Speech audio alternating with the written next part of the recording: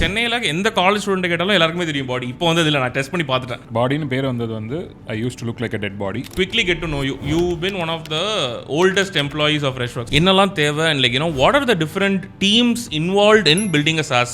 If you strip down every product today, what you will see is an Excel sheet. Detailed explanation of like different teams in a SaaS company. But நான் other விட போகிறது இல்லை. CRUD Apna என்னன்னு தெரியுமா? இல்லை தெரியாது. நீ ஒரு ப்ராடக்ட் பில்ட் பண்ணியிருக்கேன்னா அந்த ப்ராடக்ட் இருக்குன்னு எல்லாருக்கும் தெரியணும், அந்த ப்ராடக்ட் என்னன்னு எல்லாருக்கும் தெரியணும். So that is the first layer of marketing. You talked about product management, you talked about front end, back end, and there is also a design team. How do they work with each other? There would be a general marketer who will employ a person who can write, a person who can draw, a person who can take video, a person who can edit video, and tie all of this together. Today, tying all of that together is more important because all of these can be done by AI. So you can have like your finance team, HR team, operations team, legal team, IT team, infosec team. So these are all functions that ஒரு personal இதெல்லாம் பண்ணி ஒரு SaaS run பண்ண முடியும் நினைக்கிறியா? known unknown versus unknown unknown. If you are not able to navigate your way and figure out what is unknown, you will fail. That was my biggest highlight in Freshworks, where I hired a 12th standard boy as an intern who did better coding than most college freshers. Hi, hello, welcome, வணக்கம் to one more episode of micro SaaS moment. So நான் இந்த podcast ஆரம்பித்ததுலேருந்து நான் அதான் first episode சொன்ன மாதிரி எனக்கு podcast ஆரம்பிக்கணுன்ற intention இல்லை. But ஆரம்பித்து டிஃப்ரெண்ட் கெஸ்ட் நான் கூப்பிட்டு வரப்போ இதோட டைரெக்ஷன் வந்து எங்கெங்கேயோ போயிட்டுருக்கு. So today I have body AKA Vignesh Vijayakumar, whose a really good friend. And body வந்து எனக்கு எப்படின்னா, he is almost like an encyclopedia of SaaS for me. எனக்கு வந்து சென்னை SaaSல ஒரு ஜென்ரல் SaaSல எனக்கு என்ன வேணாலும் just like ping him and ask him. இன்னைக்கு நான் ஸ்பெசிஃபிக்காக பாடி கூட்டு வந்த ரீசன் என்னன்னா, he is one person who knows the context of every team in SaaS. So இந்த எபிசோடில் ஒரு SaaS கம்பெனிக்குள்ளே என்னென்ன டீம்ஸ்லாம் இருக்குது, அவங்க டே டு டே எப்படி இருக்கும், அதுக்கு என்னெல்லாம் ஸ்கில்ஸ் தேவை அப்படின்றத I'm going to ask him and find out. Body, thank you so much for being here. Welcome. Hi Sanjeev, good to be here. Thank you. And John Cena t-shirt, so you're making a statement. ஸ்டேட்மெண்ட்லாம் இல்லை, நீ வந்து podcast பண்ணுறதுக்கு உனக்கு ஐடியாவே இல்லைன்னு சொல்கிற. உனக்கு idea கொடுத்தது யாருன்னு ஞாபகம்? ஆமாம், ஆக்சுவலி கரெக்ட். பேக் ஸ்டோரி வந்து நானும் பாடியும் ஒரு பாட்காஸ்ட் பண்ணலாம் அப்படின்னு ஒரு 5 வருஷத்துக்கு முன்னாடியா? ஆமாம். ஸோ தட் இஸ் த 2 வருஷம் ஃபாலோ பண்ணேன், அதுக்கப்புறம் விட்டேன். ஸோ மேபி அந்த பாட்காஸ்ட் பண்ணுறதுக்கான ஐடியா அந்த இன்செப்ட் பண்ணது வந்து பாடி தான் நினைக்கிறேன், ஒரு 3-4-5 இயர்ஸ் முன்னாடி. சூப்பர். ஸோ இது வந்து லைக் அகேன் இந்த கான்டெக்ட் கொடுத்த மாதிரி அதுதான். But before that, like just to quickly get to know you, you been one of the oldest employees of Freshworks. So இப்போ வந்து Freshworksல பாடினா யாருன்னு தெரியாமல் இருக்காது. ஆக்சுவலி இப்போ வந்து ஐ திங்க் நான் காட் டு பாயிண்ட் முன்னாடிலாம் சென்னையில் எந்த காலேஜ் ஸ்டூடெண்ட் கேட்டாலும் எல்லாருக்குமே தெரியும் பாடி. இப்போ வந்து இதில் நான் டெஸ்ட் பண்ணி பார்த்துட்டேன், ஒரு 3-4 பேர்ட்ட கேட்டால் அவங்களுக்கு தெரியல. So okay, I realise okay finally நான் நேராக where college kids don't know body, but would love to hear லில் பிட் நம்ம ஆடியன்ஸ்க்காக ஒரு ஷார்ட் இன்ட்ரடக்ஷன். பாடின்னு பேர் வந்தது வந்து I used to look like a dead body, அங்கேருந்து வந்தது தான். By the way, there's a blog post that you can read. We'll link it down below. போய் படிச்சு பாருங்க. அது it started out as a joke, it became my identity. So அதில் எனக்கு வந்து ஒன்றும் இதெல்லாம் இல்லை. கம்ப்யூட்டர் சயின்ஸ் படித்தேன். எனக்கு அனிமேஷன் படிக்கணும்னு இருந்தது, டிசைன் அண்ட் அனிமேஷன். ஏன்னா நான் பிறந்து வளர்ந்ததுலாம் வந்து cartoons, video games, like I was a sick child. So எனக்கு வந்து வெளில போய் விளாடுறதோட வீட்டுக்குள்ளே விளாடுறது தான் ஜாஸ்தி. ஸோ டிவி நிறையா பார்ப்பேன், கார்ட்டூன்ஸ் பார்ப்பேன், வீடியோ கேம்ஸ் விளாடுவேன். ஸோ கம்ப்யூட்டர் சயின்ஸ் முடிச்சுட்டு இன்ஜினியரிங் முடிச்சுட்டு I did my post grad in animation and film production. The advice I got from like my teachers, professors, wellwishers எல்லாமே என்னென்னா, animation industry is very difficult to work in, difficult to break in to. So அந்த skills you can use in any other industry. Like you can use it, design is a skill, not a domain. So design skill வச்சு நீ marketing போகலாம், product போகலாம், retail போகலாம், manufacturing போகலாம். You can literally go to any industry with design as a skill. So media industry is very difficult to break in to. So நீ வந்து why don't you try கார்ப்பரேட்னு எனக்கு காலேஜில் சொல்லி நான் வந்து ஒரு மார்க்கெட்டிங் சைடில் டிசைன் பண்ணலான்னு நான் வந்து ஒரு டிசைன் ரோல் இன்டர்வியூக்கு வந்தேன். அன்ஃபார்ச்சுனேட்லி டிசைன் ரோலுக்கு எனக்கு இன்டர்வியூ பண்ணிட்டு நான் வேண்டான்னு சொல்லிட்டாங்க. ஆனால் வந்து மார்க்கெட்டிங் ரோலுக்கு எடுக்கிறேன்னு சொன்னாங்க. Freshworks. ஓகே. நான் காலேஜ் முடிச்சுட்டு like after doing my masters I joined again. My masters was a dual degree. So I also have a degree in mass comm and journalism. ஏன்னா எனக்கு எழுத ரொம்ப பிடிக்கும். அங்கேருந்து லைக் அந்த எழுதுறது தான் எனக்கு வந்து வேலை வாங்கி கொடுத்தது. So the founder saw lot of what I had written and said, உனக்கு எழுத நல்லா வருது, உனக்கு like again it was not because I did not have the skills required to design. அவங்க பார்க்குறது வந்து they were looking for somebody with more experience. I was a fresher out of college. So they considered me for a marketing role. Marketing ரோலில் இருந்து அப்போது company சின்னதாக இருந்ததுனால யாரும் என்னால் பண்ணலாம், வேலை நடந்தால் போதும். ஸோ நான் மார்க்கெட்டிங் டீமில் உட்காந்து ஹெச்ஆர் வேலை அப்பப்போ கொஞ்சம் பண்ணுவேன். அது வந்து போக போக பெருசாக ஆக it didn't make sense for me to sit in marketing and do HR work. So நான் ஹெச்ஆர்லேயே போய் ஹெச்ஆர் ஒர்க் பண்ணுறேன்னு வந்து I move into the HR team 3 years later. Okay. After that I've been mostly in HR as a generalist. And then கோவிட்க்கு just முன்னாடி நான் வந்து like it made more sense for me to verticalize and specialize in something that I was interested in. So நான் வந்து in my head எனக்கு வந்து if people bought our products it didn't make any difference to me, but if people wanted to work for us that made a difference to me. Like I wanted a lot of people to come join us, I wanted a lot of people to want to work for us. So I went into talent acquisition, so recruiting. அதுலேயும் நான் வந்து கொஞ்சம் tech apps அதெல்லாம் நான் பார்த்துருக்கேன், analytics. Like I am a generalist by choice. I like being a generalist. எனக்கு எல்லாம் பண்ண முடியும். எனக்கு வந்து இது மட்டும் பண்ணினா எனக்கு போர் அடிச்சிடும், ஒரே வேலையை திருப்பி திருப்பி என்னால் பண்ண முடியாது. அதனால தான் நான் வந்து என்னெல்லாம் டிஃப்ரெண்ட்டாக ட்ரை பண்ண முடியுமோ ட்ரை பண்ணுவேன். அதையே நான் பண்ணி வந்து இப்போது I spend like 10 to 11 years doing only that. Super. So 10 to 11 years in Freshworks. So that's the kind of your professional trajectory. But I know that outside of that you do a lot of things as well. Namaru actually you also gave me one more point, generalist versus specialist. நம்ம அதுவும் பேசுவோம், நம்ம நிறைய பேசியிருக்கோம் அதை. So நான் actually வந்து இங்கே பாட்காஸ்ட்டில் பேச போகிற நிறைய விஷயம் நாங்கள் வந்து ஃப்ரெஷ்வொர்க்ஸ் கான்ஃபரன்ஸ் ரூமில் உட்காந்து பேசினது தான். ஸோ அதனால் வந்து this is a very comfortable conversation. Like you join in 2012. Time கூட கரெக்டாக தான் இருக்குது. 4 மணிக்கு டீ குடிப்போம். 4 மணிக்கு டீ குடிப்போம். ஸோ டீ எடுத்துகிட்டு வந்து உட்காந்துட்டு ஓகே இன்றைக்கி என்ன. And we start obviously with a very personal problem, எனக்கு இன்றைக்கி இதாச்சு அப்படின்ட்டு. But then that conversation evolve into like high level. Okay இந்த ரோலுக்கு வந்து இப்படிப்பட்ட ஆள் தான் வேணும், இல்லைனா இந்த ஸ்கில் இருந்தால் தான் பண்ண முடியும் அப்படின்னு. இன்ஃபேக்ட் இன்றைக்கி அதுதான் எனக்கு பேசணும். ஏன்னா இப்போ நிறைய பேருக்கு ஓகே ஒரு சாஸ் கம்பெனி வெளில இருந்து இப்போ ஃப்ரெஷ்வொர்க்ஸ் எல்லாருக்கும் தெரியும், ஜோஹோ எல்லாருக்கும் தெரியும். அண்ட் உள்ள ப்ராடாக ஓகே ஒரு சேல்ஸ் டீம் இருக்குன்னு தெரியும், என்ஜினியரிங் இருக்குன்னு தெரியும், டெவலப் பண்ணுறாங்க, சப்போர்ட் பண்ணுற இதெல்லாம் தெரியும். ஆனால் அதில் இருக்கிற நுவான்சஸ் வந்து பெருசாக யாருமே பேசல. லைக் எய்தர் பேசினா வந்து அந்த ரோலுக்கு எப்படி இன்டர்வியூ கிராக் பண்ணுறதுன்னு பேசுகிறாங்களே தவிர எக்ஸாக்டாக அவங்க டே டு டே என்ன பண்ணுவாங்க அண்ட் அதுக்கான பேஸ் ஸ்கில் என்ன வேணும். ஸோ இன்றைக்கி ப்ரைமரிலி நம்ம அதை தான் பேச போகிறோம். And then we'll see where the conversation takes us. Actually அதுக்கு போகிறதுக்கு முன்னாடி your version of what is a SaaS company? What does a SaaS company do? Any company builds something to offer. Okay. Like what you offer will differ. So SaaS, software as a service, is a product that is built for an end user. So I would say any company that is in the technology space or is using technology to solve a problem in any other space is a SaaS company. Okay. ஒரு Freshworks example ஓட சொல்லலாம் so that it is easy for people to understand.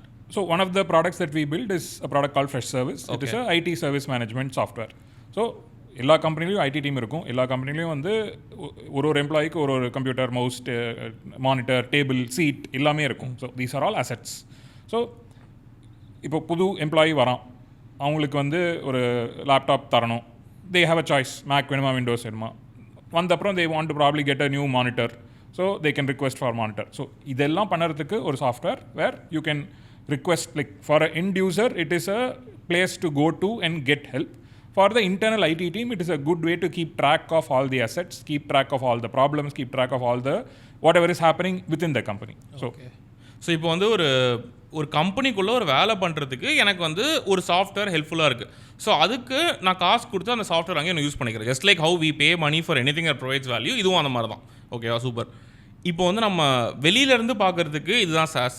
Let's go behind the scenes. இந்த SaaS உருவாக்குறதுக்கு என்னெல்லாம் தேவை and like what are the different teams involved in building a sauce?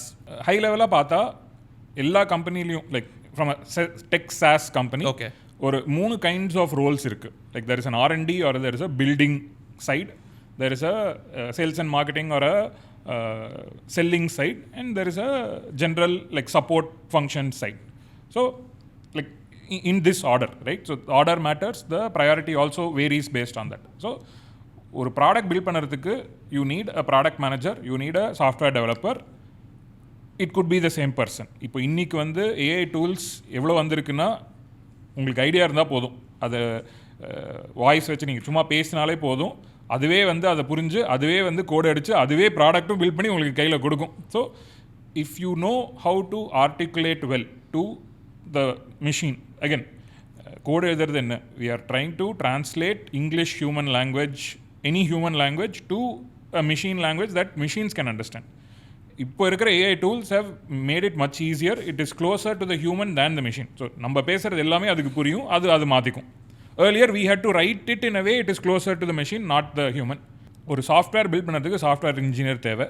அந்த software இன்ஜினியருக்கு எப்படி build பண்ணணும், என்ன பில்ட் பண்ணணும்னு சொல்கிறதுக்கு ஒரு ப்ராடக்ட் மேனேஜர் தேவை. ஸோ இது ரெண்டும் ஒரு ஆளாக கூட இருக்கலாம், 2 ஆளாக இருக்கலாம், பெரிய டீமாகவும் இருக்கலாம். சாஃப்ட்வேர் இன்ஜினியரிங்லேயே ஒரு மல்டிபிள் ஸ்ட்ரீம்ஸ் இருக்குது. There is back and front and testing, QA, all of that. Product management is slightly new, is slightly like compared to other roles in the tech industry, it is not very prevalent. Like software engineering has been there for many decades, product management only in the last few decades. So இது 2 role இருந்தால் ஒரு product build பண்ணலாம். Product build பண்ண மட்டும் போகாது, அது யாராவது வாங்கணும், அது வாங்குறதுக்கு ஆள் தேவை.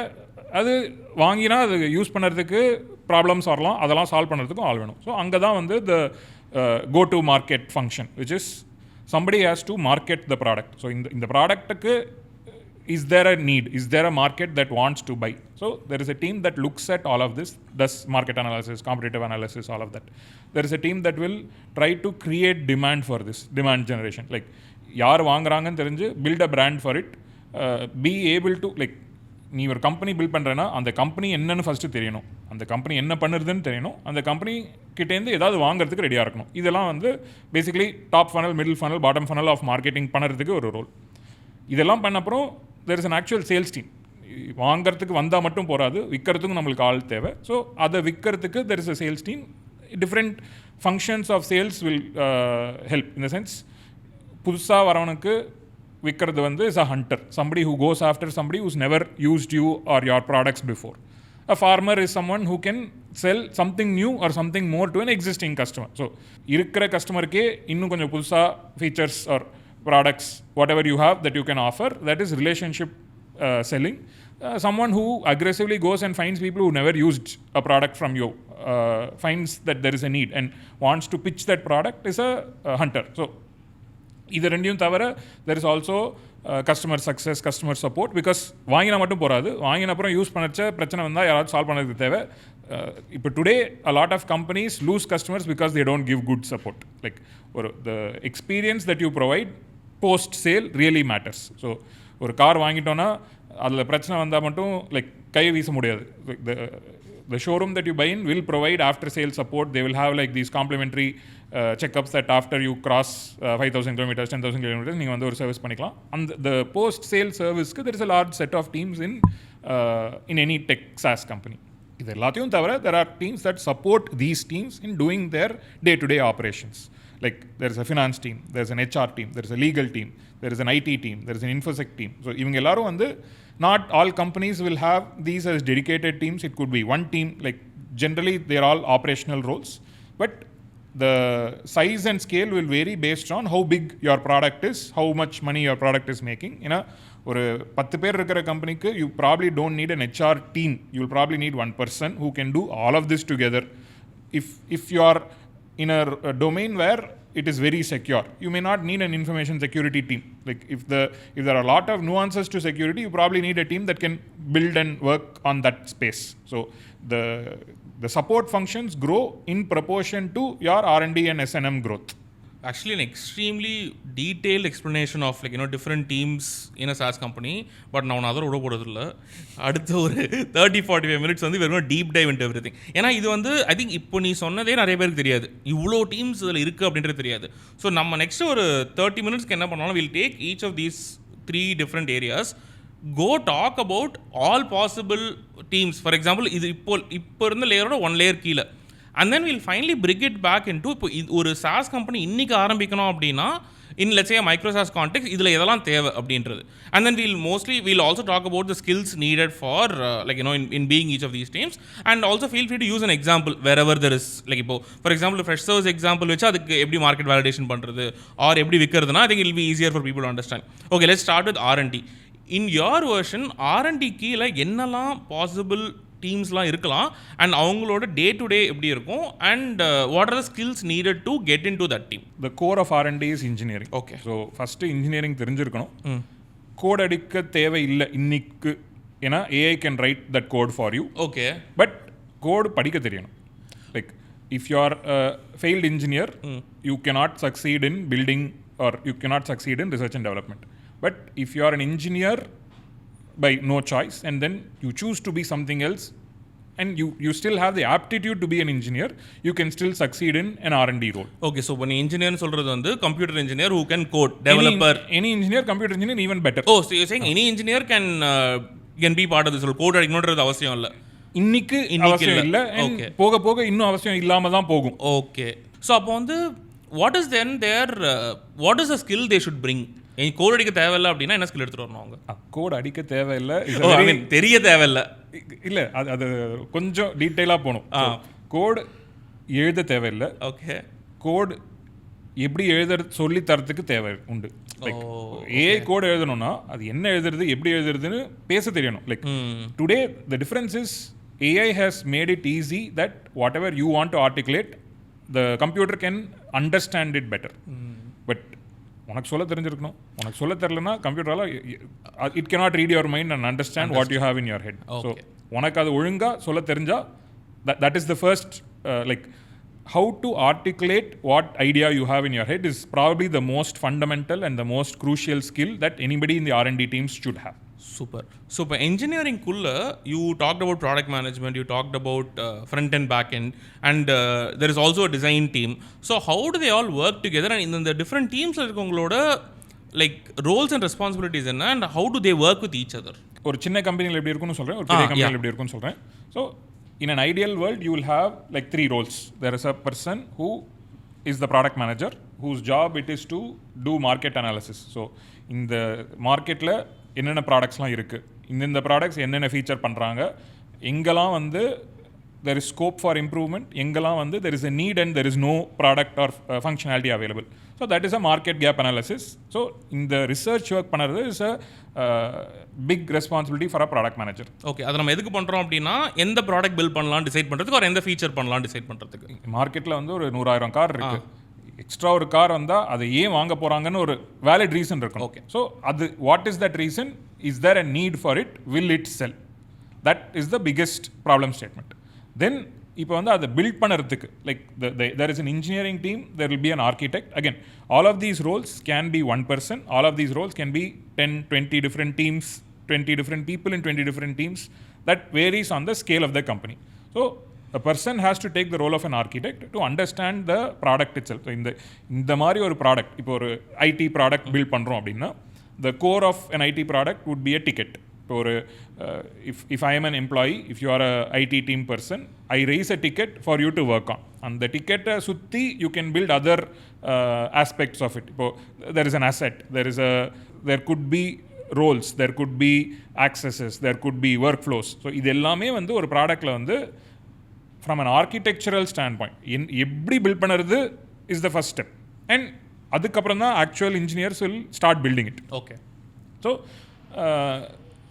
again, the whole back end, front end, all of this சிம்பிளாக எக்ஸ்பிளைன் பண்ணணும்னா ஒரு கம்ப்யூட்டரில் வந்து எல்லாமே வந்து ஒரு டேபிளில் இருக்கும். Like honestly if you strip down every product today, what you will see is an Excel sheet. So இப்போ if you are a person who works on Excel sheets, you are a very primitive software engineer. So ஒரு caveman level software engineer is a person who works on Excel sheets. So everything is tabulated, data is stored on tables. So the back end is essentially storing the right information in the right tables and being able to retrieve that.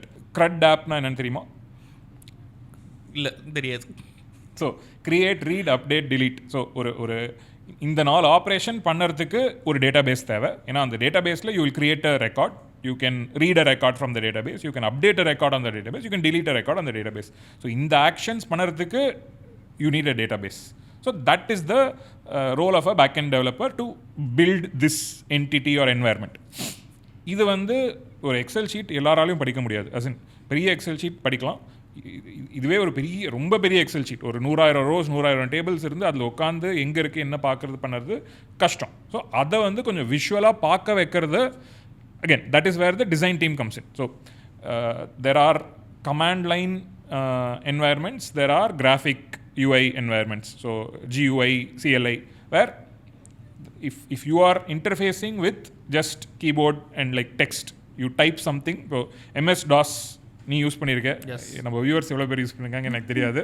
Like think of இந்த matrix படத்தெல்லாம் actually MS DOS இப்போ வந்து chat ஜிபிடியோட இப்போ இல்ல ஒரு any Hollywood மூவில வந்து ஹேக்கர்னு வந்தாலே அவங்க கமாண்ட் லைன் தான் யூஸ் பண்ணுவாங்க. ஏன்னா அப்பதான் புரியாது. இல்ல இப்போ வந்து நிறைய மக்கள் because of Claude Code and Gemini we are going back to command line. So அதனால that is also a good sign. That is a full circle moment. Yeah. So the command line interface is just you type instructions, it reads, it narrates it back to you. So ChatGPT is a command line interface. Exactly, that's what I was going to say. But ஒரு Windows, ஒரு office, ஒரு XL, ஒரு வேர்ட்லாம் வந்து buttons இருக்குது. Button click பண்ணால் ஒன்று வேலை பண்ணலாம். So that is a graphic UI. So அதை விஷுவலைஸ் பண்ணி அதில் வந்து எந்த பாக்ஸில் என்ன வரையலாம், என்ன கிளிக் பண்ணால் என்ன நடக்கணும், இதெல்லாம் வந்து யோசிக்கிறதுக்கு ஒரு டிசைன் டீம் தேவை. அந்த design team will work with a front end engineer. So அந்த front end is basically the end that is on the front side for a user to see. So the end user பார்க்குறத code அடித்து அதை visualise பண்ண வைக்கிறது தான் front end இன்ஜினியரோட வேலை. So back and front end சேர்த்தா you get the full finish product. இந்த சாஃப்ட்வேர் டெவலப்மெண்ட் லைஃப் சைக்கிள் ப்ராசஸில் there are other aspects also. So இப்போ வந்து there is a QA team. So they do the testing. So என்னென்னலாம் பண்ணால் கரெக்டாக வேலை செய்கிறதா, like they should test for all cases, pass ஆறுதா ஃபெயில் ஆறுதா. They should test for negative cases to fail and like all the cases to pass. Then there is also aspect of scale. So like as the product grows, as the user base grows. So இப்போ IRCTCயில் நீ ticket book பண்ணால் உனக்கு தெரியும், like ஒரே நேரத்தில் 100,000 பேர் வந்து ஒரே நேரத்தில் ஒரே டைமில் ஒரே லாகின்ல போனால் sometimes that system, that server will shut down, it will not work. Or for Anna University people, like நம்ம ரிசல்ட் பார்க்குறப்போ any college exam, நீ Anna Universityல any college exam results, any எங்களுக்கு நாங்கள் ஹாஸ்டல் புக்கிங், கிளாஸ் ரூம் புக்கிங்லாம் பண்ணுவோம். அதுக்கெல்லாமே வந்து இது பெரிய இதுதான். So if everyone is on the same website at the same time, and the traffic cannot be sustained. So அதை sustain பண்ணுறதுக்கு there is a team, that is the DevOps team. So they build on say infra to make the site more reliable, more secure, more accessible. So their job is to make sure that everything is run smoothly. So இப்போ வந்து CSK டீமுக்கு DevOps team இருந்திருந்தால் நம்ம வந்து ticket book பண்ணிருக்கலாம் ஆன்லைன்லேயே. No comments. Okay. Yeah, keep going. Yeah. So this is the software development life cycle. So there could be peripheral teams to this. So இப்போ நீ வந்து ஒரு வெப் ஆப் பண்ணுறேன்னா இதெல்லாம் இருந்தால் போதும். பட் இதுவே மொபைலில் பில்ட் பண்ணுறதுக்கு you NEET dedicated mobile developers. ஏன்னா building a product for a website or building a product for a computer is different from building a product for a mobile. So and mobile le ipo Android, iOS nu thanithaniyā irukku. So you may need a developer who can build for an Android application, you will need a developer to build it for a iOS application. So idellatiyum thavara there are also AI, ML, data science. So anyone who can understand what the current tools like your ChatGPT, Claude, all of these are, how do you imbibe those kind of features. இப்போ வந்து ஒரு tool வந்து ஒரு particular ப்ராப்ளமை solve பண்ண முடியும். But இன்னைக்கு வந்து அதை மட்டும் சால்வ் பண்ணால் போகாது. ஏன்னா there are hundreds of tools which can solve that same problem. Why are you different, or who is going to buy your product? The only gimmick that people use today is AI. நாளைக்கு வந்து it was crypto, it was something else. Today it is AI. Tomorrow it can be something else. Tomorrow it can be AR, VR, metaverse மாதிரி என்னென்னமோலாம் பண்ணலாம். So there is a growing demand for engineers in the AI ML space, in the crypto space, in the AR VR space also. So these are all nascent today, but I am expecting them to grow as ubiquitous as a back-end or a front-end engineer tomorrow. Normal role மாதிரி வந்துடும். Super. So இது தவிர வேறு ஏதாவது team மைண்டுக்கு வருது? சில கம்பெனியில் சில டைப் ஆஃப் டீம்லாம் இருப்பாங்க, அந்த மாதிரி தான் மைண்டுக்கு வருதா? இந்த டீம்ஸ்லேயே யூ மே ஹாவ் ஒரு ரிசர்ச்சர், ஒரு UX research, it could be a product analyst, it could be like a data. Or இந்த டீம்ஸ் வந்து they are not exposed to the outside world as much, so there is a lot of research that they need to do to get that access of information to the outside world. ஏன்னா இந்த டீமில் யாருமே வந்து customer கிட்ட பேச போகிறதில்ல, ஒரு end user கிட்ட பேச போகிறதில்ல. ஸோ அவங்களோட information comes from other teams who talk to customers or their own research that they get from like the general internet and reading and stuff. So இப்போ இந்த R&D ரோல்ஸில் இருக்கவங்களோட அப்ராக்சிமேட்டாக ஒரு டீமுக்காக போவேனா, பட் அவங்களோட டே to day எப்படி இருக்கும்? Engineer or a day-to-day job will be, they will have different things to build. So for a product team or a product manager will have a function or it's called a product requirement document, PRD. So அந்த பிஆர்டியில் வந்து define பண்ணிடுவாங்க இதுதான் problem statement. So BRT job என்னென்னா ஒருத்தனுக்கு இது புரியவே புரியல அவனுக்கு புரிய வைக்கணும்னா எவ்வளோ சிம்பிளாக எழுத முடியுமோ எவ்வளோ கிளியராக எழுத முடியுமோ எவ்வளோ காம்ப்ரிஹென்சிவாக எழுத முடியுமோ. ஸோ இதை டச் பண்ணால் என்னெல்லாம் நடக்கணும், இதை டச் பண்ணால் என்ன நடக்கக்கூடாது, எப்படிலாம் டச் பண்ணலாம், டச்சே பண்ணாமல் ஏதாவது நடக்க முடியுமா, இந்த மாதிரிலாம் ஒரு ஸ்பெசிஃபிகேஷன் எழுத தெரியணும். ஸோ அவங்களோட it is somewhat like a waterfall model. ஏன்னா அது வந்து எவ்வளோ தான் அஜைல் எல்லாம் ஒரே நேரத்தில் பண்ணலான்னு யோசித்தாலும் some things have to happen before the next person can pick up. So ஒரு product manager's job is to do research, do validation on whatever they are thinking. So இப்போ இது வேலை செய்கிறதா அது வேலை செய்கிறதா இப்படி வேலை செய்யலாமா அப்படி வேலை செய்யலாமான்னு வந்து மார்க்கெட் ரிசர்ச் பண்ணி வேலிடேட் பண்ணிவிட்டு ப்ராடக்ட் ஸ்பெக் எழுதிட்டு work with architects, work with designers to ensure that what they are building can be built. யோசிக்கிறது எல்லாத்தையும் பில்ட் பண்ண முடியாது and with certain trade-offs. இப்போ வந்து பில்ட் பண்ணலாம் ஆனால் பில்ட் பண்ணால் it will break beyond a certain ஸ்கேல்னா is it worth building right no in that scale. இந்த மாதிரி decisions so it comes down to மாதிரி இந்த மாதிரி டெசிஷன்ஸ்லாம் product managers will correct taking. Okay, so can I say that product managers அவங்க வந்து தனியாக ஒர்க் பண்ணுறதோட they will be working with other people mostly. Correct. So it's very collaborative role. Correct. Okay, their job is to understand and translate for each of the teams because in most companies there will be one product manager for a large team of developers, designers and architects. So இவங்க ஒரு 30 பேர் இருக்காங்கன்னா maybe ஒரு product manager 2-3 product manager இருக்கலாம். So அவங்களோட வேலை என்னென்னா இந்த டீம் சொல்கிறது அந்த டீமுக்கு புரியிற மாதிரி சொல்லணும், அந்த டீம் சொல்கிறது இன்னொரு டீமுக்கு புரியிற மாதிரி சொல்லணும். So it's a lot of collaboration, lot of translation, lot of coordination. So and a lot of taking decision so that everyone can get unblocked in doing their job. Okay, so நான் product manager சொல்கிறப்போ இந்த முதல்வன் Raghuvaran dialogue சொல்லுவேன், தொலைநோக்கு பார்வையோட நாளைக்கு யாருக்கும் எந்த பிரச்சனை வராத அளவுக்கு முடிவு எடுக்கணும்ட்டு. Because lot of product managers go through தட்ல திடீர்னு ஒரு இந்த ஃபீச்சர் வந்து நமக்கு பில் பண்ணணுமா பண்ணலாம், இல்லை ஒரு பக்கை ரிசால்வ் பண்ணணுமா இல்லையானா அதை எப்படி பண்ணுறோன்றதுலாம் வெளில இருந்து பார்க்குறப்போ தெரியாது. ஒரு சின்ன decision can change like a lot of things. So product manager is a very responsible job. Okay, I remember because for a long time I wanted to be a product manager. Now I don't know what I want to be, but அது வந்து ஒரு it is also like a glorified role in a way. What do you think? Today a product manager is one of the most highest paid roles. And unfortunately, a lot of people want to be a product manager because it is the highest paid role. They will succeed or not, that is up to them. The real product manager is someone who genuinely understands engineers, genuinely understands consumers, and is able to bridge the gap between the two. Very well put definition. So when I see it, R&D la product manager role konja different, correct? Mathavungaludhu தாண்டி. So I'm assuming engineers mostly will be in front of their computers with the headphones on coding. அதெல்லாம் அவங்க day to day. Correct. So back-end developer, front-end developer, any software developer, their job is to write code. There is a lot of troubleshooting involved because obviously not everyone writes code that is clean. There will be bugs, there will be something that happens, and as people leave, there will be new people who come and take over legacy code. So your job is to read, troubleshoot, solve bugs, like resolve them, work with other teams like your QA team, your product teams, even your customer facing team. ஏன்னா bugs கொண்டு வரதே அவங்க தான். So customer facing teams will have bugs that their customers report. So understanding the business side of it to a certain degree is required, and then being able to write code to solve those problems. Either you write something to build something from scratch, or you write something to solve something that is broken. So that is the day-to-day job of a software engineer. Perfect, super. இங்கே வந்து software engineering has been a glorified job because it pays well. That may not necessarily be true in future years. So a good software engineer is the one who likes solving problems. So just because it pays well, you want to code, உங்களுக்கு சுட்டு போட்டால் கூட code அடிக்க தெரிலனா அந்த ஜாப்ல இருந்து பெருசாக ஒன்றும் சாதிக்க முடியாது. ஸோ இப்போ வந்து interesting that you say that because product மேனேஜருக்குமே அந்த ப்ராப்ளம் சால்விங்கிறது ஒரு நீடாக இருக்கணும். So do you also see that merging? So problem solving has two aspects to it. So ஒரு product manager way of problem solving is to build something that can work.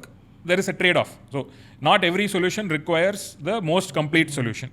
A general engineer ஓட mind set வந்து ஒரு problem solve பண்ணால் திருப்பி வராத மாதிரி solve பண்ணணும். So ஒரு பெர்ஃபெக்ஷன் ஆங்கிளும் இருக்கும்.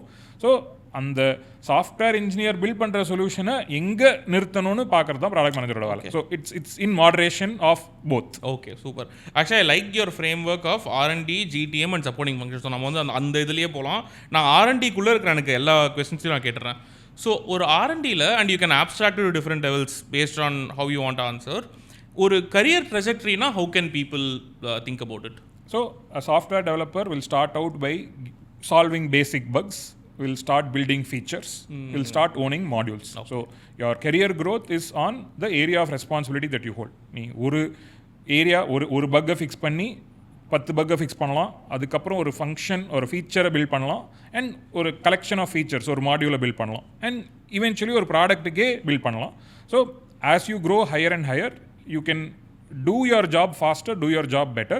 You can also do code reviews for others. Generally ஒரு டீம் லீட் ஒரு டெக் லீட் ரோல் வந்து அவங்களோட வேலையும் பார்க்கணும், மற்றவங்களோட வேலையை வந்து கரெக்டாக பண்ணுறாங்களும் பார்க்கணும், and not in a micro managing way. இதை பண்ண அதை பண்ணுன்னு சொல்கிறதுக்கு இல்லை, எல்லாருக்கும் என்ன பண்ணணும்னு தெரியும், அதை கரெக்டாக பண்ணுறாங்களா அதை ரிவ்யூ பண்ணுறதுக்கு. பிகாஸ் 100,000 பேர் ஒரே நேரத்தில் கோட் எழுதி தான் அந்த ப்ராடக்ட் வந்து தாங்காது. So there has to be some check and balance to ensure that whatever code is being written by the engineers are safe enough to be deployed. So the role of a tech lead is basically to make sure that it is good, it is working, it will not solve, it will solve the current problems, it will not cause new problems. So இப்போ வந்து the trajectory will start from ஒரு mid senior லெவலில் you have 2 options. You can stay as an individual contributor and continue doing the role, or you can become a manager and start managing teams. So that is basically the architect or the engineering manager path. ஒரு ஆர்கிடெக்டோட role வந்து is to take more technical architectural decisions and troubleshoot and help the people junior than them do that also. So a senior architect's job is to work with the senior product manager, senior designer, senior engineers to say that this is the way we will build. இப்படி இந்த framework use பண்ணலாம், இந்த languageல code அடிக்கலாம், இந்த பார்ட்ஸை வந்து we can probably buy a software that can do a little bit of this instead of us building. இந்த cloud we can host. இந்த மாதிரி decisions is taken. So they are still doing, they are the ones writing code, they are the ones building, even at a very senior level.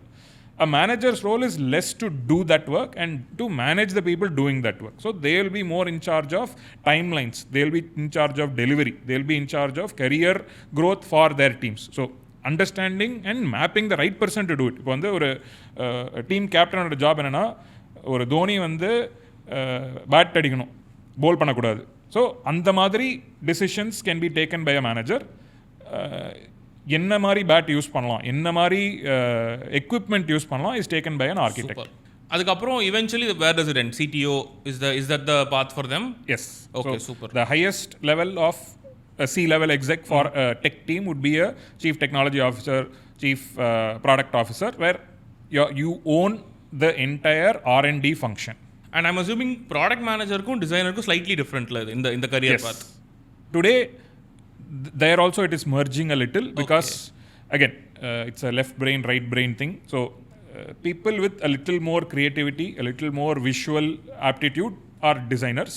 People with more analytical, more logical mindset will tend to be more straying towards the product management path. But today with AI, the PM can do design work, the designer can do PM work, and both of them can do engineering work.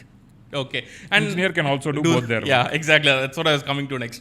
So இப்போ நம்ம பார்த்ததில் நிறைய வந்து எல்லா இடத்துல இருந்தும் இப்போ டிசைனராக ஆரம்பித்து பிஎம்மாக இருக்கவங்களும் எனக்கு தெரியும், என்ஜினியராக ஆரம்பித்து பிஎம்மாக இருக்கவங்களும் தெரியும், ஸ்ட்ரைட்டாக பிஎம் ஆரம்பிச்சவங்களும் எனக்கு தெரியும். ஸோ இப்போது the product manager role is that like a good side track for a lot of people who feel like okay எனக்கு வந்து நான் இந்த கோடிங் மட்டும் இல்லாமல் எனக்கு அந்த ஒரு அதர் சைடு போகணும், அதாவது அதர் சைடு சொல்கிறது இதுக்குள்ளேயே எனக்கு வந்து டே டு டே ஜஸ்ட்டு ஒரு கம்ப்யூட்டர் உட்காந்து கோட் பண்ணாமல் எனக்கு வந்து கொஞ்சம் பிஸ்னஸ் ஃபேஸிங்காக இருக்கணும். உங்களுக்கு is product management within this function the aspirational role for the people?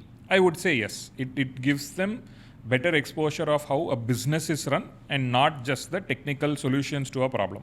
So ஒரு ப்ராப்ளம் ஸ்டேட்மெண்ட் ஏன் பில்ட் பண்ணுறோம், யாருக்காக பில்ட் பண்ணுறோம், அண்ட் எப்படி பில்ட் பண்ணுறோம் is more on the product side. How the solution is, how good the solution is, how technically proficient the solution is the engineer's side. So இப்போ வந்து we spoke about the career trajectory. I want to get into இப்போ இந்த framework again ரொம்ப பிடிச்சிருக்கு. R&D, GTM and support. இப்போ வந்து out of college or let's say I am an early stage employee, எனக்கு ஒரு SaaS கம்பெனிக்குள்ளே வரணும்னா excuse me, these like I can pick one of these three. It's easier for me to pick. So இப்போ இந்த R&Dக்குள்ளே வரவங்களுக்கு எந்தெந்த மாதிரி skills இருக்கணும், அவங்க என்ன படிச்சிருக்கணும், like what to they need to bring to the table? Somebody with curiosity to learn, somebody with ஒரு ப்ராப்ளம் சால்வ் பண்ணலன்னா மண்டை வெடிக்கணும், அந்த ஒரு கொலவெறி இருக்கணும். So that is what pushes you to be better at what you do. So if you are given a problem, how do you solve it? How do you like write code? How do you write optimal code? So you can brute force your way and write like code that solves the problem. You can write code that is beautiful and solves the problem in a more optimal way, and using less resources, using less time, using all of that, right? So the mindset of a good engineer is to be able to solve problems, to be able to think in a way to solve it, not just the problem at hand, but also the problems that may come in the future, and do a very thorough solution. So that is the mindset that anyone who wants to be an engineer should be aspiring to be. And the actual hard skills for the job, just development, you say can be learned on the job. I mean, it's not easy to learn on the job. If you have the dedication to, you can learn on the job. Obviously, there are courses that you can, I mean, there are degrees to learn from, there are courses to learn from, and there are also a lot of tools which will help you learn. So, இது எல்லாமே வந்து எனக்கு பண்ணணும்னு இருந்தால் பண்ணலாம், எனக்கு பண்ண வேண்டாம்னு இருந்தால் வரவே வராது. ஓகே, இதை பண்ணணும், ஏதோ பண்ணுறோன்னு பண்ணால் வராது. ஸோ இந்த R&D ஃபங்க்ஷன் எனக்கு நான் அதை எப்படி புரிஞ்சுப்பேன், because I've never been in like core engineering role, even படித்தது ஐடி. ஸோ நான் வந்து பட் எனக்கு ரொம்ப நாளாக அது கோடிங் கற்றுக்கணும் அப்படின்றது எனக்கு நல்லா கற்றுக்கவே முடியல. ஏன்னா it feels like a very specialise skill. நான் தான் இப்போ பாட்காஸ்ட் முன்னாடி கேட்டது தான். Do you think there is a barrier to entry in terms of engineering roles? Like ஒரு let's say 5-6 years எனக்கு கரியர் போயிடுச்சு, நான் நான் டெக் ரோலில் இருக்கேன்னா, do you think there is a barrier to entry there? I would say yes and no. ஏன்னா நிறையா like if you see in the past there are a lot of these finishing schools or upskilling programs where a lot of people who've done something different, like again it varies culturally, societally also. Like India la how it works, US la how it works are very different. So somebody working in a like completely non-technical environment, somebody who works in a retail shop, out of interest, out of wanting to do something that will pay them higher, will join one of these finishing schools and like end up learning software, end up becoming a programmer. In India, it is slightly different because the society wants everyone to get jobs, wants everyone to get the best jobs, wants everyone to be in a position where you can earn more money, and does not want people to leave jobs. Correct. To go upskill. So inga ade like the target audience for these like a Newton school or Lambda school or any of those, right, is mostly people in college, because காலேஜில் கற்றுனாலும் அதோட பெட்டராக கற்றுக்கிறது அவங்களால கற்றுக் கொடுக்க முடியும். Or people who are in like right out of college unemployed, right out of college doing some job that they don't want to do, and eventually want to switch to software. So the concept of finding people who want to do software unfortunately isn't there in India to the extent it is there outside India. So அந்த விதத்தில் learn பண்ணிட்டு வரலாம், ஆனால் அந்த learn பண்ணுறதுக்கு அந்த mentality mind set இருந்தால் தான் லேர்ன் பண்ண முடியும். And if you have that mind set, however late you are to the party, you can still overtake a lot of people, is my bold claim. Perfect. And the final question in this segment, the impact of AI in the R&D segment, both on the function itself as well as the people. So earlier there is a lot of need to hire a lot of engineers because the work that needs to be done is a lot and there is only finite time. Or human ala in a working day, even if they stretch more than 8 hours, 12 hours, 16 hours வேலை பண்ணலாம். At least ஒரு 4-5 மணி நேரம் தூங்காமல் வேலை பண்ணால் 4 நாளுக்கு அப்புறம் அவங்க அவுட் ஆகிடுவாங்க. So AI can do all of that without sleep, without getting tired. Without lunch break, without tea break. So the AI doing a job for 12 hours and the human doing a job for 12 hours are very different things. So I will look at AI as a catalyst or AI as a supplement that can supercharge whatever a regular person can do. So how do you see AI kind of evolving the functions and the role itself? I will tell you my basic philosophy of AI. உனக்கு ஒன்று தெரியும், நல்லா தெரியும், அதை AI வச்சு பண்ணால் நீ சூப்பராக பண்ணலாம். ஆறாகோறையாக உனக்கு ஒன்றுமே தெரிலனா இன்னும் மோசம். உனக்கு தெரியாமல் நீ போய் பண்ணனா நீ செத்த. அறகுறையாக தெரிஞ்சு ஏஐ யூஸ் பண்ணுறேன்னா இதோட இன்னும் மோசமாக சாவ. ஏன்னா it's simple mathematics, right? So இப்போ anything that is greater than 1, if you raise it to an exponent, it becomes exponentially larger. Anything that is less than zero. Anything that is negative, you raise an exponent, become exponentially smaller. In the 0 to 1, if you try to raise an exponent, a big number becomes smaller. So 0.5 நீ வந்து square பண்ணனா 0.25 ஆயிடும். So அரைகுறையா தெரிஞ்சு பண்ணனா nothing can help you. Okay. So அதுல என்ன வஸ்ட்னா நம்ம வந்து progress பண்ணனும் நினைச்சிட்டு இருப்போம். ஆனா வந்து it's not progress. Correct. To do better job, to do faster job, to do more optimized or optimal job, you need to know how to do the job first.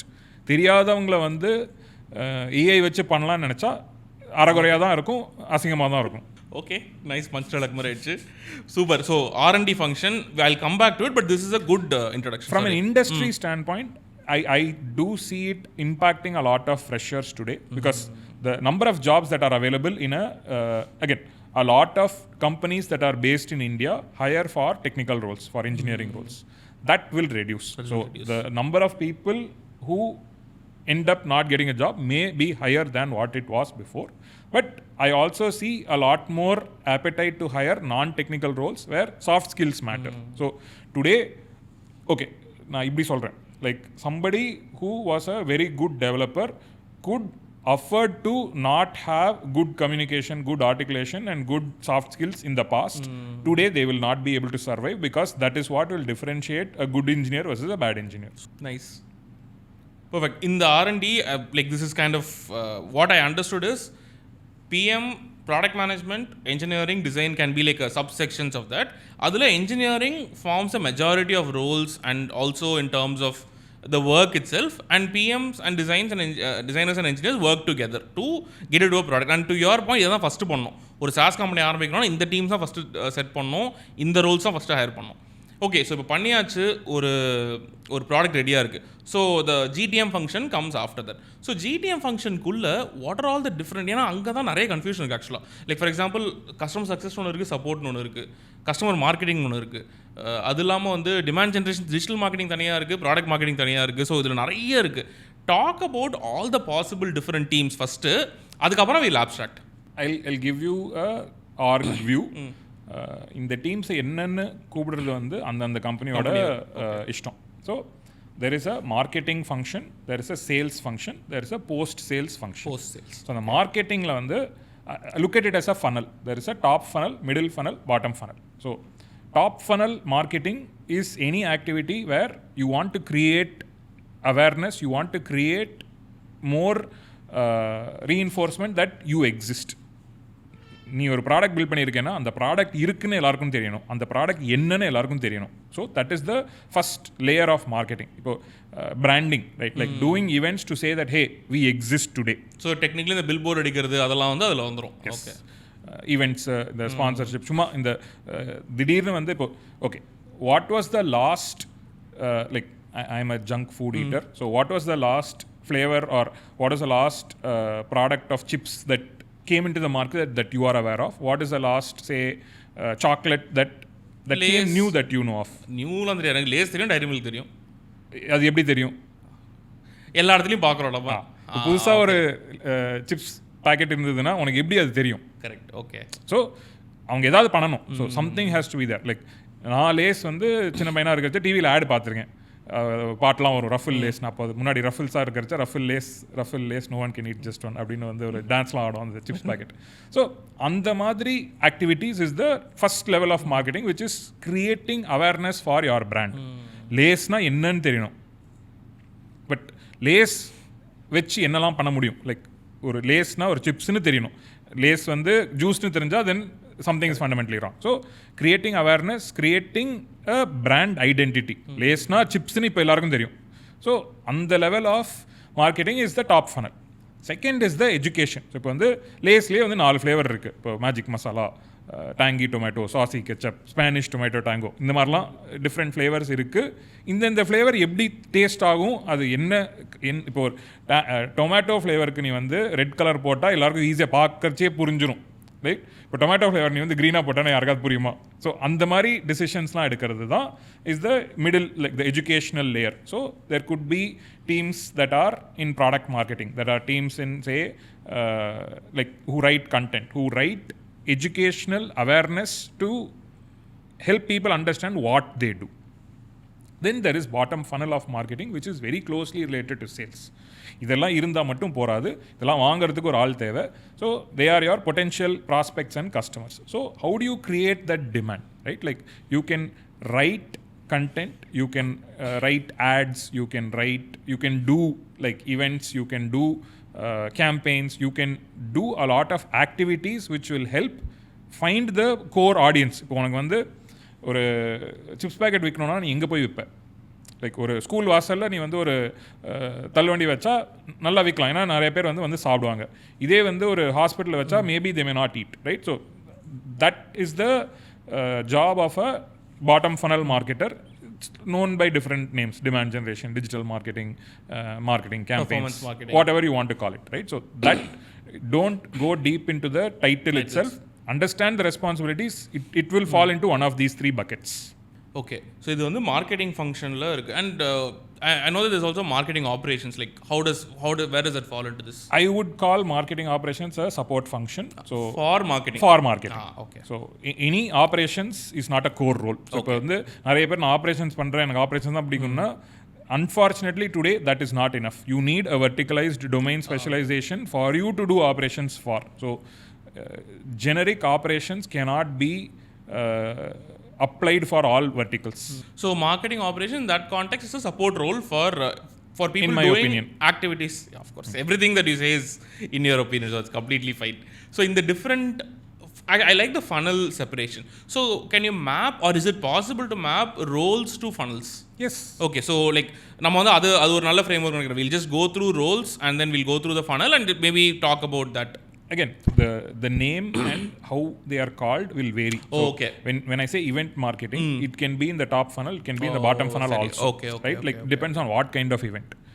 When I say field marketing, it can depend. It can be a field marketing event for branding. It can be a field marketing event for demand gen. So that's why I'm not putting like role names itself. So fair enough. Like broadly, I can say anything to do with branding goes in the top funnel. Anything to do with awareness, product, anything education comes in the middle. Anything to do with sales and demand and direct creating N product வந்து வாங்குங்க அப்படின்றது that falls in the bottom. Okay, actually இப்போ it's a slight sidebar. இப்போ lace example was extremely useful in establishing these funnels, but a software is Lay's விட more காம்ப்ளிகேட்டட்ல. So அங்கேயுமே வந்து லேஸுக்கே எவ்வளோ பண்ணணும் அப்படின்னா சாஃப்ட்வேருக்கு எவ்வளோ பண்ணணும்? கரெக்ட்.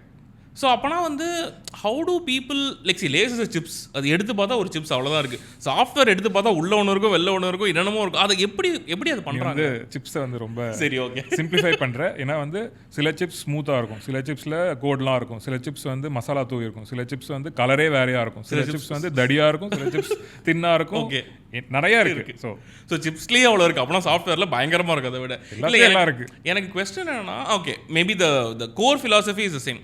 இதில் வந்து அந்த ஜஸ்ட் டிசைடிங் வாட் டு, இப்போ வந்து ஒரு சாஃப்ட்வேர் உள்ளே பிரேக் பண்ணிட்டே போனால் மல்டிபிள் ஃபீச்சர்ஸ் இருக்கும். அது ஒன்றுத்துக்கும் தனித்தனியாக பிராண்டிங் பண்ணலாம், தனித்தனியாக பண்ணலாம். So across the funnel how does one decide, okay இதை தான் நான் எடுத்து மார்க்கெட் பண்ண போகிறேன், இல்லை இதை தான் நான் வெளில சொல்ல போகிறேன் அப்படின்னா? I'm only asking because there are just so many parts to it.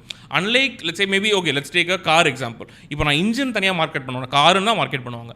சாஃப்ட்வேரில் even though it is made up of different modules, they can separately also be sold as software itself. இப்போ நீ ஒரு ஃபைனான்ஸ் சாஃப்ட்வேர் எடுக்கிறனா அது உள்ள வந்து like invoice parsing ஒரு tool இருக்கும், அது உள்ள வந்து ஐ டோன்ட் நோ ரெகன்சிலியேஷனுக்கு ஒரு டூல் இருக்கும். So who maths a decision on இதை ஃப்ரண்ட்டில் இதை ஃபஸ்ட் இதை வச்சு மார்க்கெட் பண்ணலாம், இல்லைனா இதை வந்து நம்ம பாட்டம் அதை பண்ணலாம்? Who maths those decisions? At the end of the day, the market makes those decisions. So the person in the marketing role talks to the person in the product role to understand what is the market sentiment, what does the market resonate well with. இப்போ இந்த car நம்ம build பண்ணியிருக்கோம்னா, இந்த car வந்து engine சூப்பராக இருக்குன்னு சொன்னால் வாங்குவாங்களா, இந்த காரில் உட்காந்து நீ வந்து ராஜா மாதிரி போகலான்னு வாங்குவாங்களா, இல்லை இந்த கார் வந்து உனக்கு ரொம்ப சீப், நீ வந்து உனக்கு it is not going to impact your purse அப்படி. Like what message lands, what message resonates with the audience, that will help you build revenue for your product. Super. Okay, marketing we've covered a little bit. Let's go into sales. சேல்ஸ்க்குள்ள என்னெல்லாம் sub roles இருக்குது? what do they do? how does it look like? So again company to company மாறலாம், பேர்லாம் மாறும், but நான் I try to be as general as possible. So there are sales roles that talk to people who voluntarily come to you. இப்போ வந்து எனக்கு chips சாப்பிட பிடிக்கும். நான் வந்து ஒரு க்ராசரி ஸ்டோரில் சூப்பர் மார்க்கெட்டில் போயிட்டு அங்கே போய் கேட்குறேன், எனக்கு வந்து இருக்கிற சிப்ஸ்லாம் காமிங்க, இதில் எனக்கு இந்த ஃப்ளேவர் பிடிக்கும், இது எந்த ஃப்ளேவர் எந்த பிராண்டில் நல்லாயிருக்கும்னு நான் கேட்கலாம். ஸோ எனக்கு ஏற்கனவே I come with some information about what I want, but I need to try things out, I need to figure out what it is. Same thing with a car, right? இப்போ நான் ஒரு car வாங்க போகிறேன்னா I will have a list of requirements of what I want the car to satisfy my needs. So there are teams that handle incoming or inbound prospects. அவங்க எப்படி வருவாங்க? How do they come inbound? So it depends, right? So somebody could call you on a phone number that you have listed. Somebody could write an email to you. Somebody could go to your website and sign up. Like say click here to sign up னு எங்கயாவது இருக்கலாம். So whatever information that they give you, you have their contact information, you reach out to them. So they have voluntarily come to you and say, hey, show me this, what is this do, I want to know more. So that is an inbound prospect.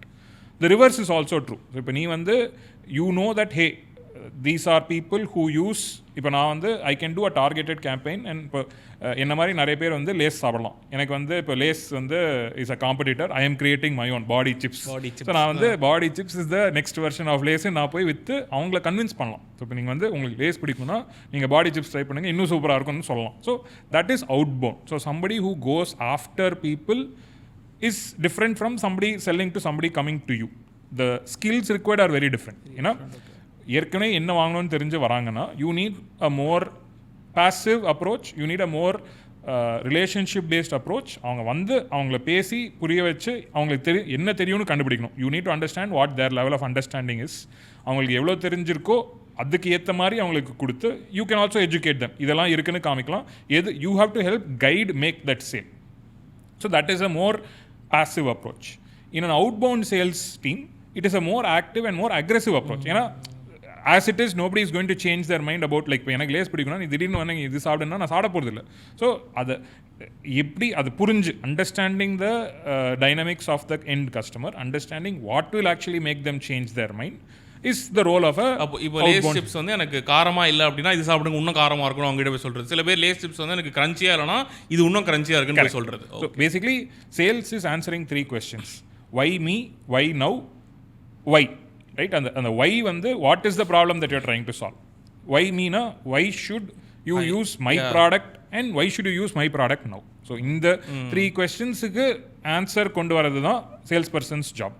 So இப்போ வந்து sales this is a very high level. Yeah, correct. You will have like again depending on the size of the company that you are selling to, also you can segment your sales team. You know, a small company, you run your own company, right? Like you will not be interested in going sitting and talking to some 5 sales people who come and want to talk to you. Like but if you I'm a sick child, so I have gone to doctors a lot. So நான் doctor waiting ரூமில் wait பண்ணிருச்சு நிறைய பேர் coat suit போட்டு ஒரு medical kit வச்சுன்னு வருவாங்க. Because they are trying to sell to a doctor, like to a medical. So they are outbound technically. Yes.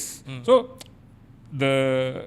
the way you sell also matters based on the company size. A small company may not necessarily have the time to engage with sales people. They may voluntarily go to a web page, sign up, give their credentials and want to do everything online and may not even want to talk to a person. When you வந்து take Jio Hotstar or take Amazon Prime, like உனக்கு யாரும் வந்து இன்ஸ்டால்லாம் பண்ணல, நீ போய் ஆன்லைனில் வந்து உன் பேரை நேம் டீட்டெயில்ஸ் கிரெடிட் கார்டு நம்பரோட யூஆர் டன். பட் இது வந்து ஒரு டிஷ் ஆண்டனா, ஒரு டிவி வந்து you want a cable TV கனெக்ஷன்னா யாராவது வந்து அதை செட்டப் பண்ணணும், அவங்களோட நீ பேசணும், அதெல்லாம் பண்ணணும்ல. So the size of your operations will determine how the sales person interacts with you. Perfect. Drawing a parallel to software. So give me an example of a good inbound sales software that anyone can go sign up for. An example of an outbound software that needs to be sold. So like your OTT platforms, anybody can go sign up. Your Uber, Ola, Swiggy, Zomato. These are all these are established use cases where the consumer knows what they want. All they have to do is sign up. Nobody is going to go sell something to them. But will you buy a car like that? Will you go to a Amazon.com, search for a car and buy something? You will not. You will want to physically go there, physically check. You will not, again, finding a house online you will do. But will you make a sale for a house with just looking at photos on an app? You will want to go there physically. You will want to go talk to people, talk to the neighbors, talk to the locality, see if there is water connection, see if there is electricity, இங்கே எவ்வளோ power cut இருக்கும், இங்கே கொசு இருக்கா, இங்கே ஏதாவது பக்கத்தில் ஏதாவது இருக்கா, அந்த மாதிரிலாம். ஸோ இன்வெஸ்ட்மெண்ட்ஸ் அண்ட் ரிஸ்க் அதிகமாகிறப்போ you prefer engaging the sales person and அதே மாதிரி காஸ்ட் கம்மியாக இருக்கிறப்போ you don't mind just going and putting credit card. இப்போ நெட்ஃப்ளிக்ஸ் வந்து நான் போய் வாங்குறேன், அடுத்த மாதம் ஆனால் நான் கேன்சல் பண்ணிட்டு போயிடலாம், எல்லாமே ஃபுல் கண்ட்ரோல் எங்கிட்ட இருக்குது. But let's I can't do the same thing but dish antenna, I have to return the dish. நான் டெபாசிட் கட்டியிருப்பேன், அந்த டெபாசிட் அவங்க வந்து வாங்கிட்டு போகணும். ஸோ அந்த மாதிரி இருக்கும். பர்ஃபெக்ட். ஓகே, ஸோ சேல்ஸ்குள்ளேயே வந்து I know that there are pre sales, there is sales ops. Like I know that you already told me your opinion about ops, but சேல்ஸ்குள்ளே அட்லீஸ்ட் இந்த டெக்னிக்கல் சேல்ஸ் அண்ட் சேல்ஸ் அந்த distinction and maybe SDRs also.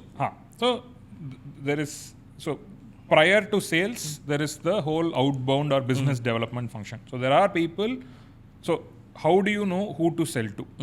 Like இப்போ ஒரு கம்பெனியில் வந்து who is the buyer, who is the decision maker? இப்போ நான் வந்து ஒரு ஃபேமிலியில் வந்து நான் டார்கெட் பண்ணுறேன் அப்படின்னா who will buy a car? ஒரு குழந்தை வந்து கார் வாங்க போகிறது இல்லை. either the parent, like the father or the mother who is earning, who can buy a car, will buy a car. So how do I find in a family who is that person who decides what to buy? But if the child if it is a chocolate, the father or mother will not have a choice. The child will decide what chocolate to buy. But the child can be an influencer. அது childக்கு power இருந்துச்சு அப்படினா. Correct. So this dynamic, mapping it to a company, and understanding the way that company works. Okay, ஒரு project management software நான் project மேனேஜர்ட்ட விக்கணும், நான் வந்து அதை வந்து CEO வைக்க கூடாது அப்படின்றது அந்த கான்டெக்ஸ்ட். ஓகே, பட் ஒரு சின்ன கம்பெனியில் 3 பேர் தான் இருக்காங்க, CEO may be the project manager. So okay, finding out all, like basically ஒரு கம்பெனியோட ஜாகிரதை பார்க்கறது தான் ஒரு எஸ்டிஆர் ஒரு outbound sales business development persons job. So this is one level before like the, so you are basically creating a data set or information that will help you make your sale better.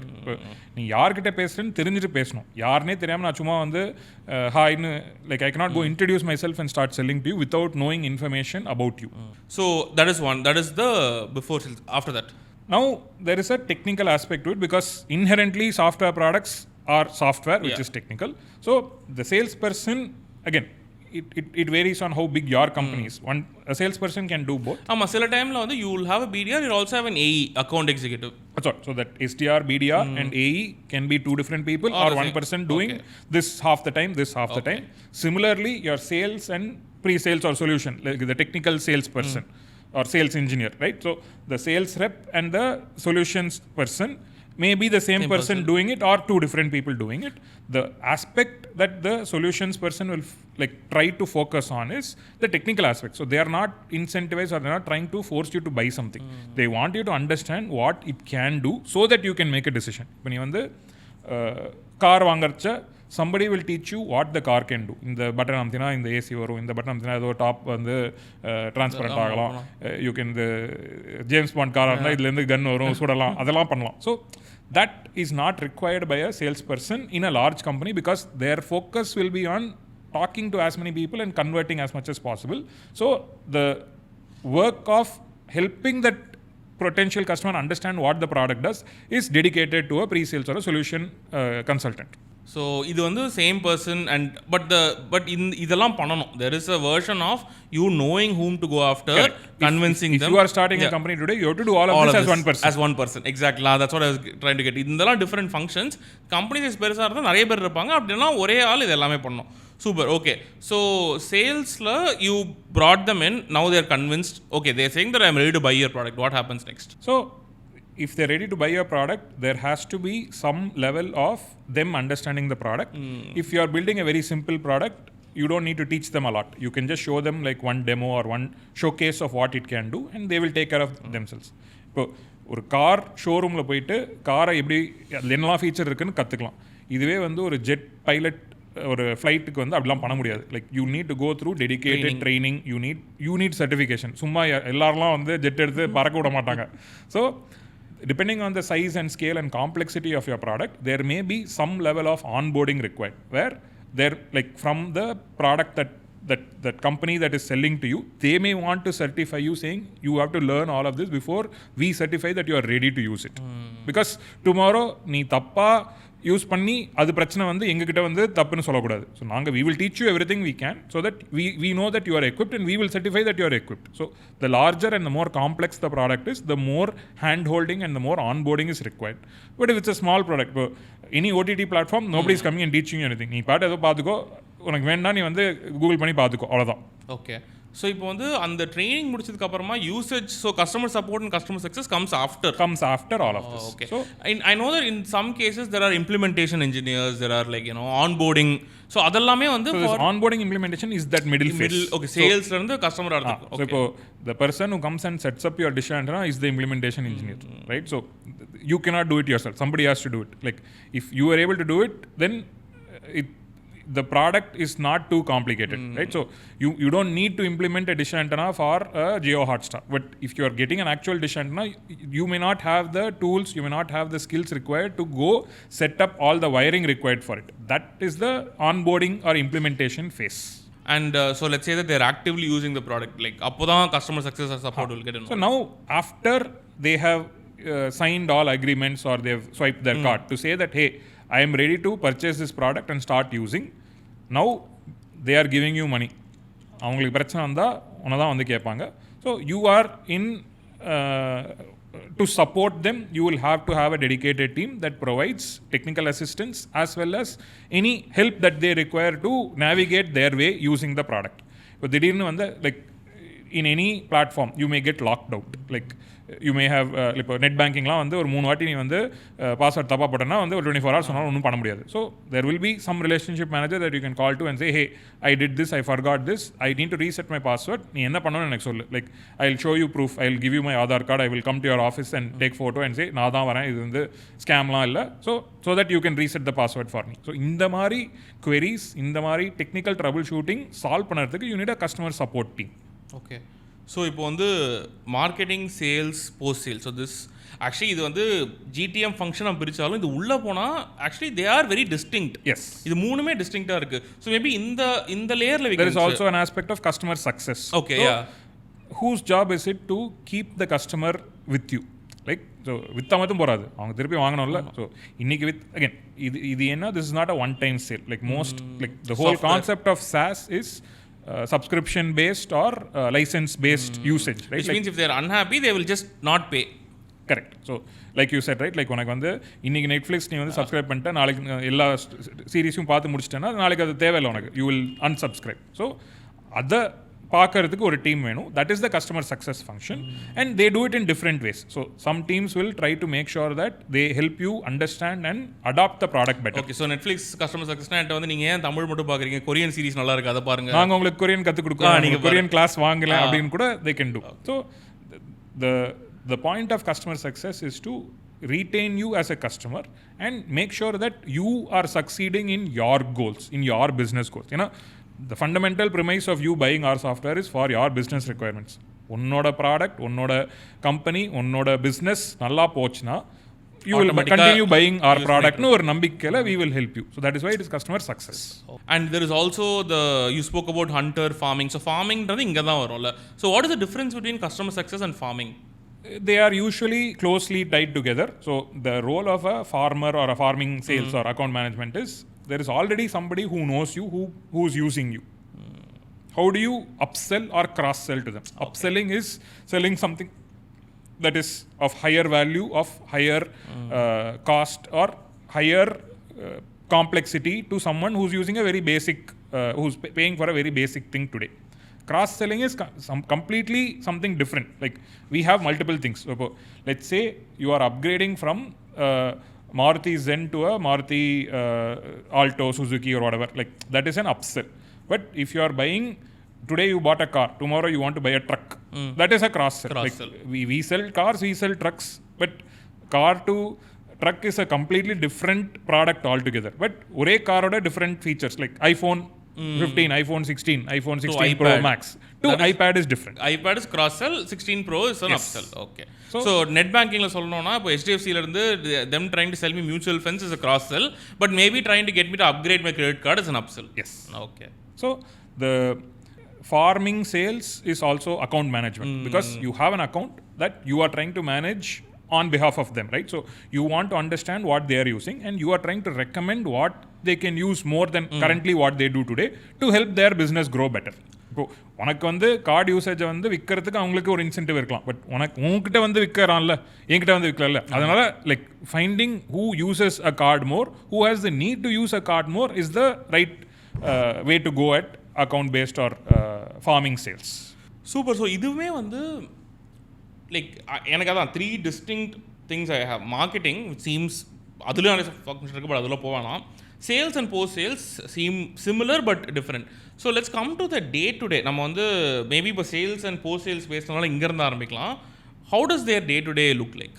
So a salesperson will always carry a target. Okay. So there will be some number, metric, revenue that is directly attributable. இப்போ வந்து ஒரு R&D team does not have a metric associated because you cannot say that இன்னைக்கு நீ வந்து இப்போ 1000 lines code எழுதினா நாளைக்கு வந்து அது $10 ஜென்ரேட் பண்ணணும். பட் ஒரு சேல்ஸ் பர்சன் ஒரு ஆள்கிட்ட பேசினா அந்த ஆள்கிட்ட வர revenue can be directly attributed to them. So the whole sales or anything in that GTM function, right, their role is directly attributable to a metric which is tied to a dollar value or some revenue.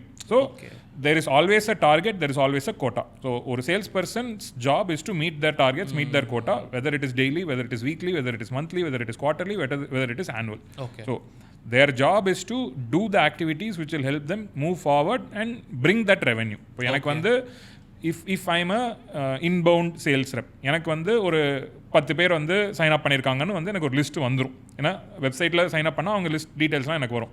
10 பேராக இருக்கலாம், 100 பேராக இருக்கலாம். So என்னோட வேலை என்னன்னா அந்த 100 பேரில் யார் எனக்கு வந்து ஈஸியாக like who I can talk to understand why they want to use our product, help them understand what our product does and sell to them, prioritizing that and making sure that, again, one person may have a very complicated use case but may be giving us very little. They want to buy the lowest plan. Somebody may be willing to buy the highest plan, but their use case might be very simple. So obviously, I will be incentivized to go to the highest plan buyer because I can sell it very fast to them. He will use it and he will give me a lot of money, as opposed to spending a lot of time on this one person who's not going to give me enough money. That doesn't mean I will not talk to them. The way I prioritize is what my day-to-day job is. Okay. So mostly it will be customer, so what we say customer facing is on the phone talking to customers. So adha ungaloda on the phone, in person. In person also. Okay. Door-to-door sales is also sales. So, yeah.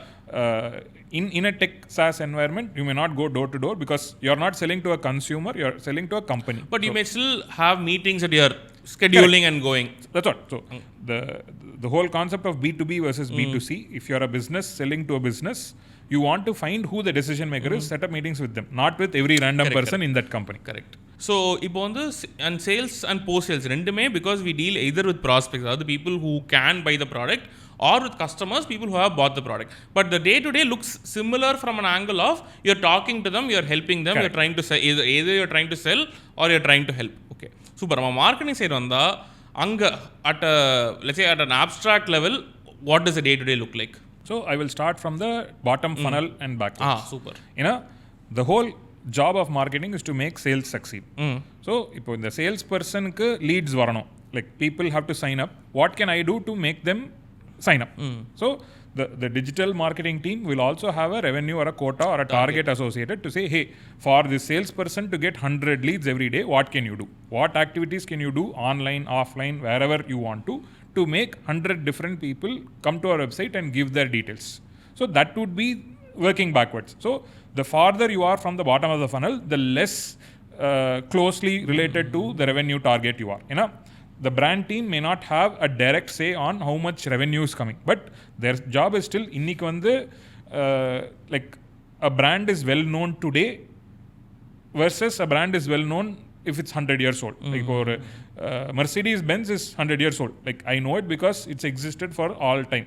But இதுவே வந்து ஒரு புது like EV startup, I may not know because it is probably 2-3 years old. I have not heard of it. So their job is to continue doing it so that over time the brand value and the brand recognition increases. Okay. So top of the funnel இருந்தா you may not directly carry a target, but the work that you do impacts them. Correct. Okay. There is always some ROI calculation. So இப்போ இது பண்ணோம், இதனால என்ன வந்ததுன்னு பார்த்து அதை தான் வந்து கோலாக வச்சுப்பாங்க. ஸோ ஒரு ஈவெண்ட் பண்ணுறோன்னா அந்த ஈவெண்ட்லேருந்து ஒரு 100 பேராவது வந்து சைன் அப் பண்ணணும். ஒரு ஈவெண்ட் பண்ணிவிட்டு அட்லீஸ்ட் நம்ம வெப்சைட் பார்க்குறவங்க டிராஃபிக் லைக் இன்னைக்கு வந்து ஆவரேஜாக some 1000 people visit our website every day. Tomorrow that 1000 should become 1100 or 1200. Okay, so on the target which they'll operate. And within, marketing traditionally has been associated with creative roles. So marketing kullime you have writers, you have designers, you have video producers, you have animators. So how does all that fit in?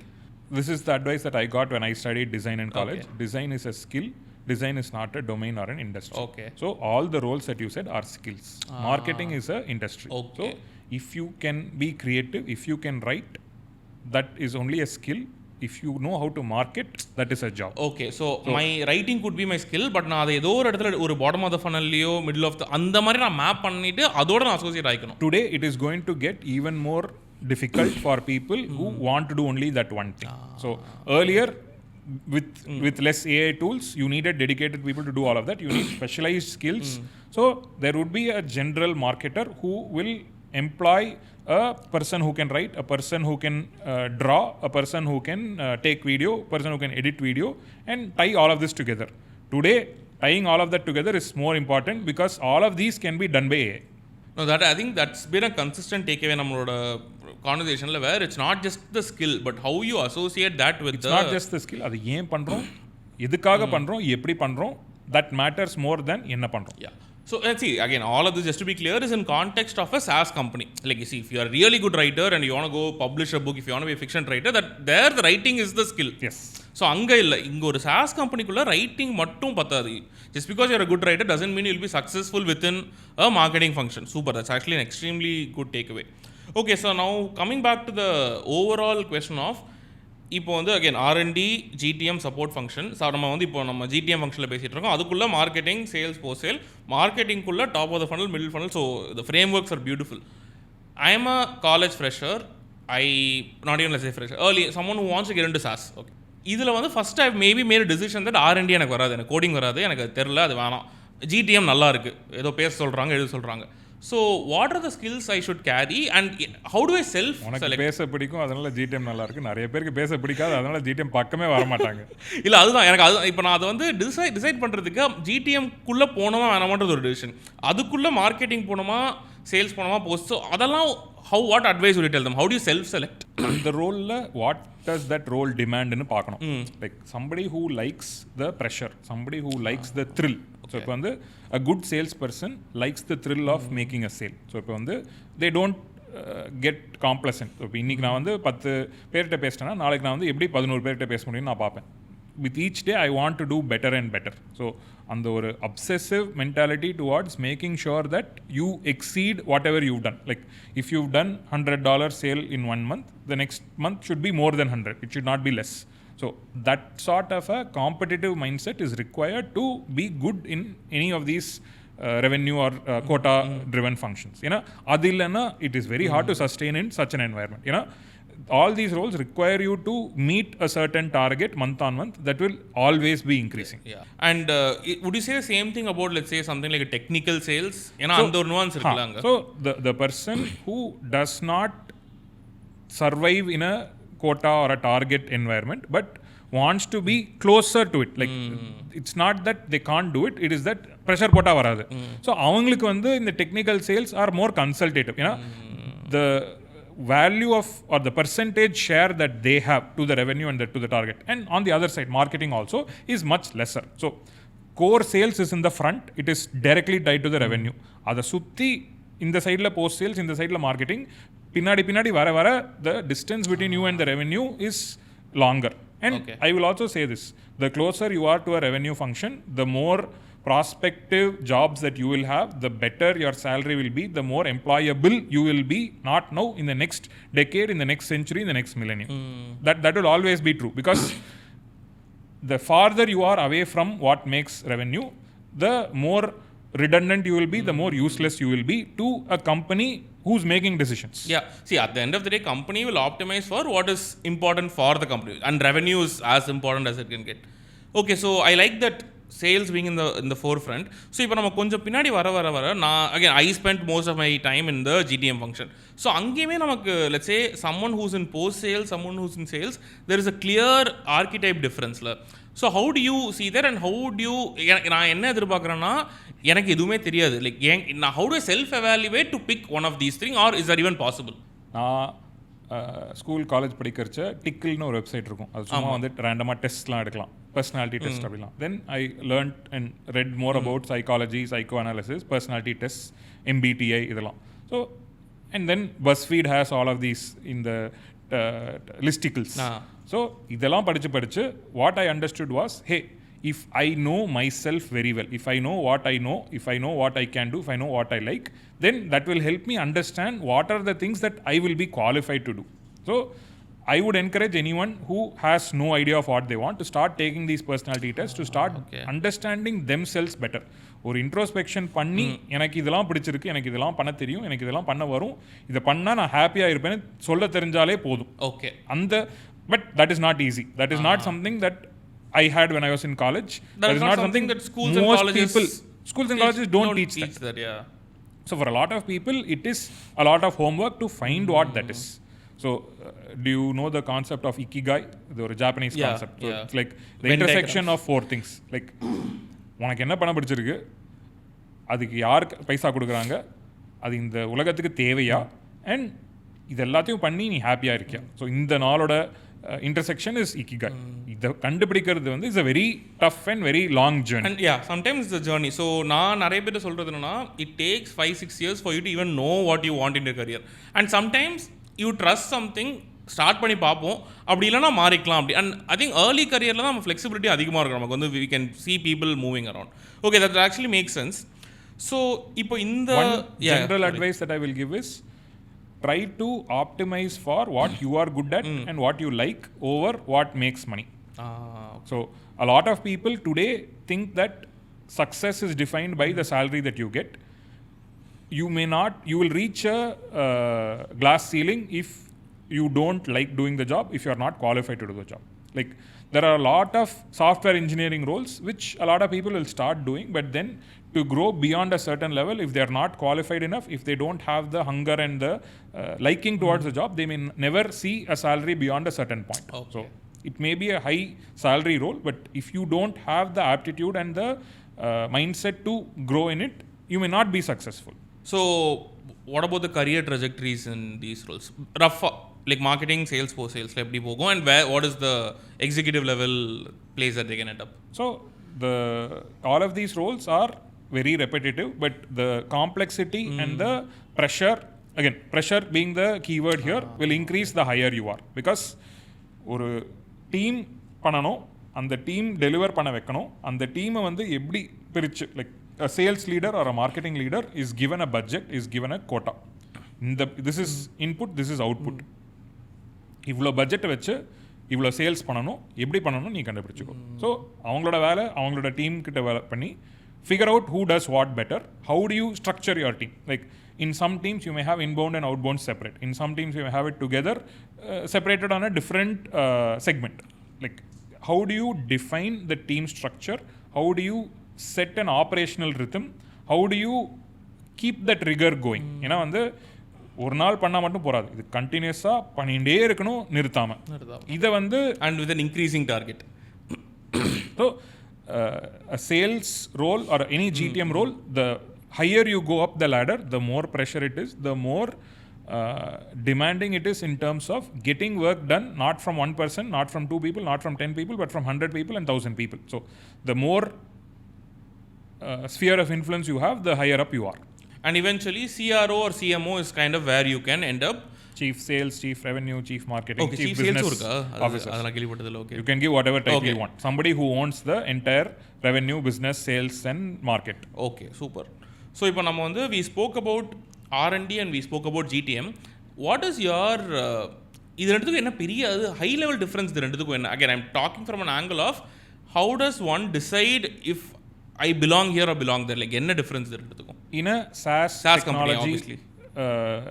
Context, R&D is someone who likes to build. Like if you like creating, if you like 0 to 1, like ஒன்றுமே இல்லாத இடத்துல நீ ஏதோ பண்ணி கொண்டு வரேன்னா that is the ideal mindset for a person wanting to be in that role. GTM function is more relationship driven, more talking to people energizes you, then GTM is better. And the impact of AI on the GTM side. So today I would say that AI is an equalizer for GTM teams wanting to do R&D. It may not be the same for a R&D person wanting to do GTM from my limited vantage point. I think that requires some depth. So what do you mean? இன்னைக்கு நீ வந்து ஒரு நல்ல software engineer, நல்ல product மேனேஜராக இருந்தால் நாளைக்கு நீ ஒரு கம்பெனி ஆரம்பிக்கிறேன்னா ஏஐ வச்சு நீ சேல்ஸ் பண்ணனா you may falter. You may not be able to do it entirely yourself. You may need like few people to help you to do all of the things that AI can do. But if you are a good salesperson or a good marketer, and if you want to start a company, you may not need too many people. You may probably need one person who can write code or who's a software developer, and to a certain degree you don't even need that person. AI can be that person for you. So AI can augment the skills of a R&D team more today. It is doing it better than it can augment a non-technical role better today. That is profound. ஏன்னா அந்த மாதிரி நம்ம இந்த கான்டெக்ஸ்டில் AI யோசிச்சா தான் நமக்கு இந்த ஒரு நுவான்ஸ் தெரியுது. ஓகே, நம்ம R&D பேசிட்டோம், அதுதான் ஃபஸ்ட்டு பண்ணுவாங்க. அடுத்து நம்ம GTM. ஸோ ஒரு கம்பெனி ப்ராடக்ட் வந்து அதை விற்க ஆரம்பிச்சு ஒரு மோஷனில் போயிட்டுருக்கு. And that's when the supporting functions come in. Let's talk about the supporting functions. என்னென்ன டீம்ஸ்லாம் இருக்குது, when do they come in, what do they do? So these are all the functions that are not core R&D or core GTM. So you can have like your finance team, HR team, operations team, legal team, IT team, infosec team. So these are all functions that start existing only beyond a certain size and scale. இப்போ நீ வந்து ஒரு company start பண்ணிட்ட, நீ ஒரு ஃபவுண்டர்னா நீயே தான் போய் ஆள் கண்டுபிடிச்சு ஹையர் பண்ணுவேன். You will not have a recruiter hired to do this. But when you are a well-oiled machine, when there is a large team, like இப்போ நீ 100 பேர் இருக்க, 500 பேர் இருக்க, and there is a plan to grow the company from 500 to 1000, you may not be able to do it as a founder. You will need a team of recruiters or at least one recruiter to do that job. So that is a full-time job of somebody in an HR team doing all of this. So there are a lot of roles in finance. Like let's say somebody who takes care of all the accounts. So when you start a company, you will have to do register your company name, all of that. But when the company grows beyond a certain scale, you will need somebody with financial background to make sure that tax is paid, all the compliances are met, all of that. So these are functions that naturally grow with the company's growth. Not necessarily every team will have or every company will have teams dedicated for these. So starting la outsourcing பண்ணலாம்ல? Yes. நிறைய பேர் அதான் பண்றாங்க இப்போ கரெக்ட்டா? So today again, you may not need a team, but you need the work done. யாராவது பண்ணணும், அதுக்கு நிறைய companies will do on behalf of others. So they are outsourcing. And we also spoke about security, we also spoke about legal. So in the security legal angle, ஒரு SaaS company எப்படி வருது? Like why does a SaaS company need legal, for example? Because a lot of things today is very undefined. இப்போ AI வந்து ethical use of AI. இப்போ நான் வந்து what are the legal ramifications if I take publicly available material of people and use it to train my AI algorithm to create stuff for me? Like it is undefined. There has to be some legal boundaries beyond which it may get me into trouble, right? இப்போ நீ வந்து ஒரு like I can like it's very easy for me to Google e-books of all good authors, and I can feed that into my AI. It knows how to write like this author. I can start using that to write stuff. Is that ethically allowed? Is that legally what is the legal guidance in doing something like that as a company? Because a company can be at risk. Yes. Okay. Super. So, and security is is it from a cyber security angle? Is it from all angles? Oh, so okay. So, security refers to like allowing people who work in your company to enter your office with like say a card swipe or a badge swipe, and not allowing any random person, to making sure that the data that is stored in your product or in your software is secure from others. Like it is both in inside the digital world and in the physical world also. Okay. And typically supporting functions இருக்கிறவங்க are more specialists, where they either come from being experts in that. Legal not anyone can be part of that team. Correct. We need to have expertise. And let's say I'm assuming similar things for security, and even in HR a lot of you need to know a few things. So how do you look at people entering supporting functions, and like in terms of talent, like what kind of talent do you see coming in, and what is kind of your thoughts on the... So today, like you said, there are specialized roles or specialized studies that people can do to be an expert in one. But இன்னைக்கு அது மட்டும் போராது. You may need to know a little bit of everything, but you still need to be a subject matter expert in one. So being a generalist and knowing, like say 50% of 10 things is not going to help. Being an expert in 100 things is also not possible. So take 5 or 10 things, be 100% in 1 or 2 of them, be 50% in remaining 7 or 8 of them. That is the right split of what a person who wants to do these roles should be. Because I cannot, again, companies of small scale will not have dedicated need for specialists. Like the first HR person in a small startup will have to do operations, will have to recruit, will have to take care of the facilities and like the general real estate, will also have to do a little bit of accounting work, payroll, like will need to know labor laws, all of this. So you may be good at one thing, you may be the best recruiter, but you need to know a little bit of all the other things to be even to qualify to be employed in that role as the first HR person in a company. You can be the best chartered accountant, you can be the best, say, the person with all the financial reporting knowledge. But for a company that is with 10 people, you need to know how to process their salary first. So the finance person that you hire will need to know a little bit of accounting, will need to know a little bit of tax, will need to know a little bit of regulations and reporting before they can be a specialist in one, but they need to be able to do the other things also. Okay. Because hiring for that one specialist will happen only when that company is 1,000 or 5,000 people, not when it is 100 or less than 100 people. Actually, that brings me to the next point. So, on supporting functions, நான் பெருசா டீப்பா போல மற்ற ரெண்டும் போன மாதிரி, ஏன்னா நம்ம audience mostly are trying to build software themselves, and in the conversation mainly is to give them context on that. So you don't necessarily have to deal with managing or hiring supporting functions until company ஒரு considerable scale போடுறாங்க, நம்ம அதை பற்றி பெருசாக யோசிக்கணும். கரெக்டாக? So that's what the prevalence of all of these third party where you can outsource companies is where. So most companies do not hire a recruiter or an HR person unless they have dedicated ongoing hiring. Okay. They will hire an agency, and an agency will hire a lot of recruiters. But today a recruitment firm or a recruitment agency will have 100 employees who are only recruiters, because they will recruit for 100 companies, not just for that one company. So if you are a specialist in one job, you are better off in an agency. But if you want to enter a SaaS tech company, you should be a great recruiter who can do a little bit of everything else. Super. So I will now bring this section to a close where நம்ம வந்து R&D பேசணும், GTM பேசணும், supporting function பேசணும். So இதெல்லாம் தான் ஒரு SaaS கம்பெனிகள் நடக்குது. And I think for the audience, இப்போ நம்ம வந்து we talk a lot about solo person building SaaS, and we also say, இப்போ வந்து I use Sai Krishna from Superblog example where he grew a blogging platform and he's like, now in France living his life. ஆனால் a version of all of this he had to do that. So இப்போ ஒரு person வந்து actually this is a question நம்ம அதை தனியாகவும் பேசுனது. நான் இப்போ கேட்குறேன், ஒரு பர்சனால் இதெல்லாம் பண்ணி ஒரு SaaS ரன் பண்ண முடியும்னு நினைக்கிறியா? Size and scale பொறுத்து இருக்கு. Okay. So if you are good at, like, again, these are at the highest level, they are 3 different things. One level down, that 3 will become 6, 10, 20, okay. 100. So depending on the size, scale, complexity, உன்னால இந்த 3 thingsல எவ்வளோ பண்ண முடியும்னு பாரு. எவ்வளோ உன்னால பண்ண முடியலையோ அதை எப்படி அவுட் சோர்ஸ் பண்ணி பண்ண முடியும்னு பாரு. ஸோ உன்னால முடியும்னா you can do all of this by yourself. But will it be comparable to a 3% team doing the same thing? May not be. Like நீ மட்டுமே ப்ராடக்ட்டும் பில்ட் பண்ணுற, நீ மட்டும் இன்ஜினியராக கோட் அடிக்கிற, நீ மட்டும் போய் மார்க்கெட் பண்ணுற, நீ மட்டும் போய் விற்கிற, நீ மட்டும் உன்னையே support பண்ணிக்கிறேன்னா you have only finite 24 hours உன்னால, like you can only dedicate certain hours to all of this. இதுவே 3 பேராக இருந்து பண்ணால் one person will do their job very well, the other person will do their job very well, the other person will make sure that the first 2 people's job is tying together. So that will probably be a better option, but doesn't mean that you can't do it yourself. Can't do it. So do you see a difference between 3-member team doing this versus 300-member team doing this?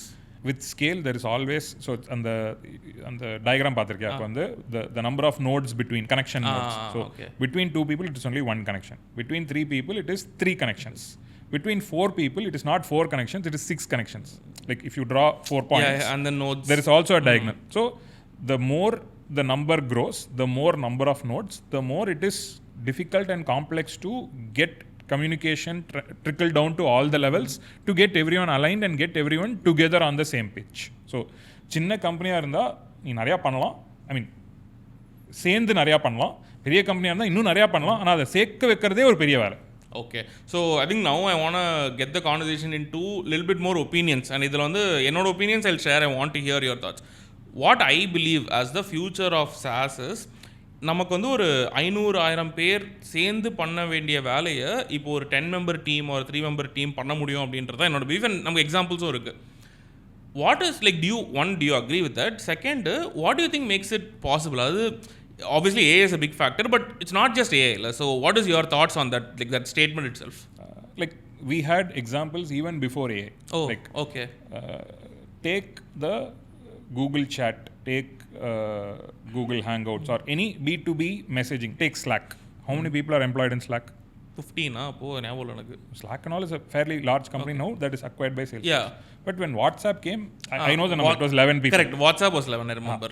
What can be done by one person, can be done by 10 people, can be done by 10,000 people also, provided you have clarity on what those 1 person or 10 people or 10,000 people should do.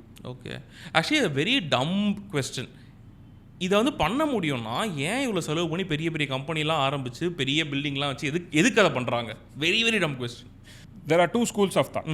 நீ 10 பேராக உட்காந்து பண்ணுறத 10,000 பேர் வச்சு பண்ணால் again இப்படி யோசி. நீ வந்து 10 பேர் பண்ணுற வேலையை 10,000 பேர் பண்ணால் இன்டூ 10,000. கரெக்ட். இன்னைக்கு நீ வந்து 10 பேருக்கு விற்கிற 10 பேர் வச்சு 10 பேருக்கு தான் விற்க முடியும். ஆனால் நாளைக்கு நீ 100 பேர் வச்சு 100 பேருக்கு விற்க முடியும்.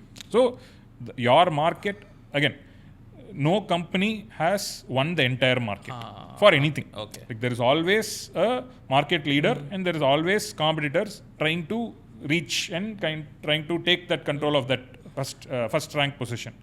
So அப்படி பார்த்தா இப்போ வந்து ஒரே ஆக்டர் ஒரே படத்தை நடிச்சுட்டு எல்லாம் ஓவர்னு இல்லைல்ல. டெய்லி புதுசாக ஆக்டர்ஸ் வராங்க, டெய்லி புதுசாக படம் வருது. அண்ட் ஒரு ஆக்டரால் ஒரு டைம் பீரியடில் ஒரு படம் தான் நடிக்க முடியும். அந்த ஒரு ஸோ யூர் சேயிங் பீப்புளோட time energy and effort is limited. Yes. Okay. AI will extend that to slightly longer. Like இன்னைக்கு நீ வந்து 10 பேர்கிட்ட போய் விற்க முடியும்னா நீ AI வச்சு 100 பேருக்கு விற்க முடியும். பட் 100,000 பேருக்கு வச்சு ஒரு நாளில் விற்க முடியாது. It will still take more time. So the thought process is more people I have, the chances of me அந்த ஸ்கேல் இன்க்ரீஸ் பண்ணுறது ரொம்பவே அதிகம், provided I leverage it well. I will say the reverse. உனக்கு அந்த scale இருந்து அந்த opportunity இருந்தால் நீ நிறைய பேர் வச்சு பண்ணலாம். நீ சும்மா ஆள் எடுத்து வச்சு அதை பண்ண முடியும்னா not necessary that it will. Okay. இப்போ என்னோட மார்க்கெட்லேயே 100 பேர் தான் இருக்காங்க, நான் 1000 பேர் ஏன்னா எனக்கு தேவைன்றதுனால 1000 பேர் ஹையர் பண்ணுறேன்னா it's bad decision. Correct. Okay okay okay. நீ வந்து there are 10 things to do. You have one person is doing 10 things to a certain degree. நாளைக்கு வந்து இதை 2 பேராக வச்சா each person can do 5 things or they can do 10 things to certain degree. Like I will do 50% of task 1, you do 50% of task 2, I do 50% of task 3. I mean like mix and match. But 10 item இருந்து 10 பேர் வச்சா எல்லாருக்கும் ஒரு role தான் இருக்கும். அது மட்டும் தான் பண்ண முடியும். நாளைக்கு 20 பேர் வந்தால் தென் அரை ரோல் தான் இருக்கும். So if that role expands then there is scope for hiring more people. Like இன்னைக்கு நீ வந்து பண்ணுற வேலையை நாளைக்கு 2 பேர் பண்ணுறாங்கன்னா they can do a little more depth than what you can do today because there is more time, there is more hands on deck. Okay. So நீ வேலையை இன்க்ரீஸ் பண்ணி ஆளை இன்க்ரீஸ் பண்ணலாம். ஆளை இன்க்ரீஸ் பண்ணிட்டு வேலை இன்க்ரீஸ் பண்ணோன்னா வேலை இருந்தால் தான் இன்க்ரீஸ் ஆக முடியும். சூப்பர். ஸோ நெக்ஸ்ட் கொஸ்டின் வந்து அசியூமில் ஐ ஆம் அ founder, but let's say a new founder comes to you and says எனக்கு வந்து பூட் ஸ்ட்ராப் பண்ணணுமா இல்லைனா விசி ஃபண்ட் வாங்கணுமான்னு தெரியல அப்படின்னா, one does body have an answer for that? அப்படி இருந்துச்சுன்னா what will you tell them? I don't have an answer because it is really dependent on what you are comfortable with and what will push you to do. I'll give you an example. If you have the funds and if you have the plan, இப்போ உனக்கு இதுதான் பண்ணணும், இவ்வளோ நாள் நான் like I am okay burning this much money in this much time to see if I can meet XYZ deadline and target. If you are very well structured, if you have that discipline and if you have the resources, bootstrapping is a very viable option. If you don't have that, if you need somebody to help guide you, if you need somebody to fund you, first you go to a VC when you don't have funds. So if you don't have funds, obviously you cannot bootstrap. But if you have the funds, but if you don't have the discipline or என்ன பண்ணணும்னு தெரியல, எப்படி பண்ணணும்னு தெரியல, somebody who has already seen it and done it can help you. So again, in the Indian context, VCs have been very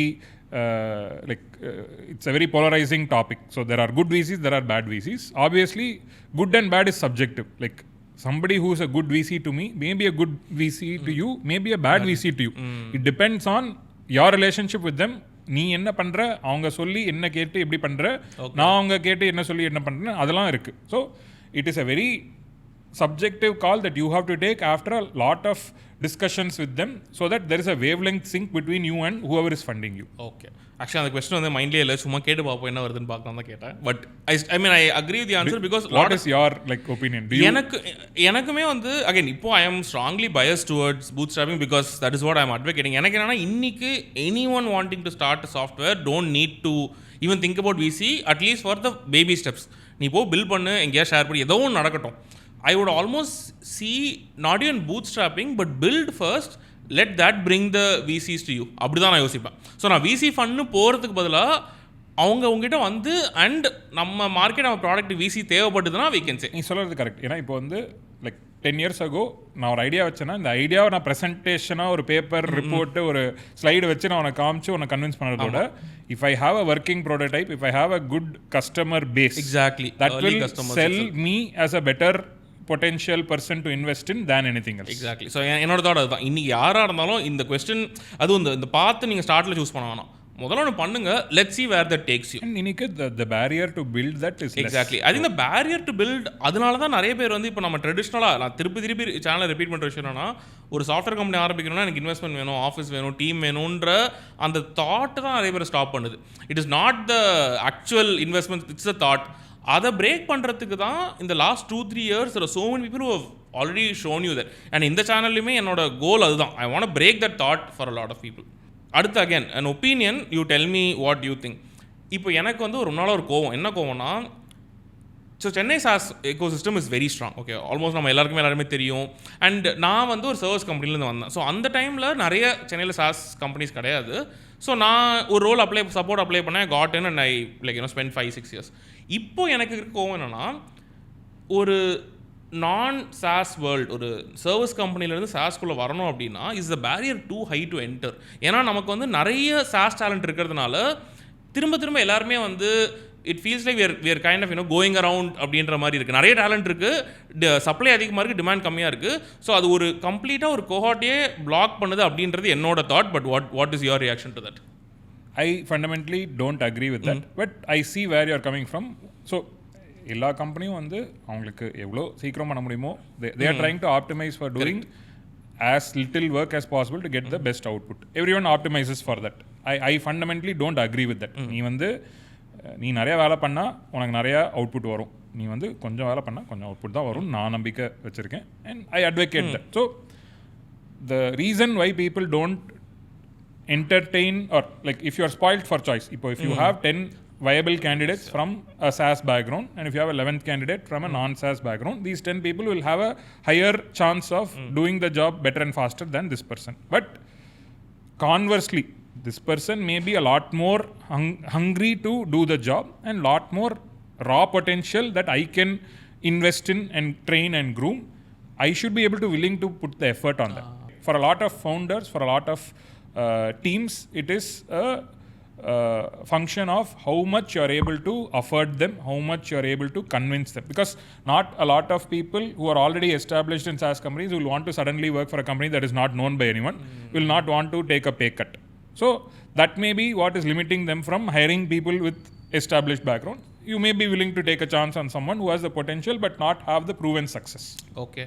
So இதை வந்து again my view on this is from a community angle where I feel okay, இப்போ நான் இந்த சேனல்லையுமே one of my goals is இந்த SaaS world நம்ம இதுக்குள்ளே இருக்கிறதுனால எனக்கு வந்து இது ஒரு என்ன சொல்கிறது, ஒரு சின்ன சர்க்கிள் அப்படி தான் தோணுது. I feel like there is a larger outer circle with similar talent. For example, engineering, like we've had engineers for like many decades. நீ சொல்கிற சர்க்கிள் வந்து it's a signal noise problem. Oh, so okay. The circle peripheral to SaaS is much larger. Yeah. It is 1000x, 10,000x. Yes. But how many of them will be willing? How many of them will be able? How many of them will be interested and have the hunger to do all of this? Is a much smaller subset. Okay, but there is general என்ன சொல்றது ஒரு and it is also the person looking for it is like if I have 100 people here who I know are all good candidates, versus if I have 100,000 people here where I don't know who is good, who is bad. I would rather spend my energy on the 100 good candidates. Even if they're not interested, I can inculcate some interest in them. இங்கே வந்து interest இருந்தாலும் அவங்க என்ன யார் என்னன்னு பண்ணது வந்து இந்த shear volume is the barrier. புரியுது. ஸோ இட்ஸ் ஆல்மோஸ்ட் லைக் இந்த ஈஸியஸ்ட் எக்ஸாம்பிள்ஸ் இப்போ ஒரு ஜாப் ஓப்பனிங்க்கு எனக்கு 20,000 அப்ளிகேஷன்ஸ் வருதுன்னா that volume is like அதை என்னால் சர்ச் பண்ணி கரெக்டான கேண்டிடேட் கண்டுபிடிக்கிறதே கஷ்டம். So then I have to apply some automated way to get it. One filter could be that okay, do they have prior SaaS experience? இல்லை, நான் what I was about to say was there is an aspiration in terms of getting into SaaS companies அப்படின்ற அந்த ஒரு aspiration இருக்கு. So by definition we can assume that there is a lot of interest people want to get into. My specific question to you is, beyond the aspiration, what else needs to be done so that இதை வந்து assuming that நான் இது better அது betterன்னு சொல்ல, but assuming that in their mind this is better, அந்த ஸ்டேட்டுக்கு வர்றதுக்கு அவங்க என்னெல்லாம் பண்ணணும்? அந்த ஆஸ்பிரேஷனை வந்து எப்படி அதை வந்து ஆக்ஷனில் கொண்டு வராங்கன்னா is important. So if let's say you are in a non-SaaS, non-technical company, find out what roles within your own company is closest to this. I'll give you examples, right? So somebody who's working as a soft skills trainer could potentially be a good sales enablement or a sales trainer for a tech SaaS company, provided they know how technical products work. So what they lack is something that they can easily upskill themselves on. So இப்போ எனக்கு வந்து I am part of a training institute, like I take classes and teach people soft skills. வெறும் English வெறும் language தெரிஞ்சால் மட்டும் போகாது. எனக்கு வந்து ப்ராடக்ட்ஸ் என்னன்னு தெரியணும், அந்த ப்ராடக்ட்ஸ் எப்படி யூஸ் பண்ணணும்னு தெரியணும். So that I can then combine both and be a technical sales trainer. So it is not very difficult. There is so much information out there. So find out what it is that you lack today. Like you may have 30% or 40% of what the role needs. The remaining 50 or 60% what it needs, you may not be able to do all 50 or all 60. You can do an incremental 20 or 30 so that your overall fit to the role is not less than 50 but more than 50. இது வந்து I think this is a great example. இன்னொரு example that always baffles me. என்னை பொறுத்த வரைக்கும் engineering or development is what is abundantly available, ஓகேவா? Do you see there is a difference in, let's say, being an engineer in a service company versus being an engineer in a product company? I would say that is a result of the way service companies hire engineers. Okay, interesting. Tell me more. That is also a byproduct of how engineering colleges run in India. So this is a true story. நான் காலேஜில் வந்து எனக்கு actually நான் school படிக்கிறச்சு எனக்கு computer science ரொம்ப பிடிக்கும், எனக்கு program எழுத ரொம்ப பிடிக்கும்.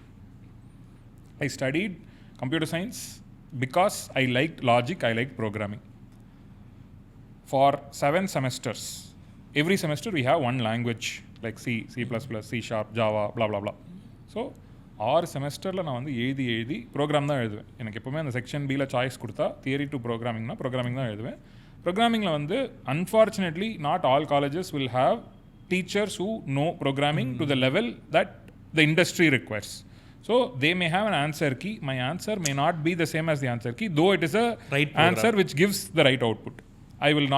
I've never gotten an S grade attempting programming questions. The one semester, final செமஸ்டரில் நான் வந்து இதுக்கப்புறம் என்னால் ப்ரோக்ராமிங் லாங்குவேஜ் எழுத முடியாது, இந்த வருஷமாவது நான் வந்து at least let me try writing தியரின்னு எழுதிட்டு அந்த செமஸ்டரில் எனக்கு எஸ் கிரேட் வந்தது. So that is the fundamental problem, right? So the way we teach programming is very instruction taking, and again, the way a human is taught programming is the way a machine should program.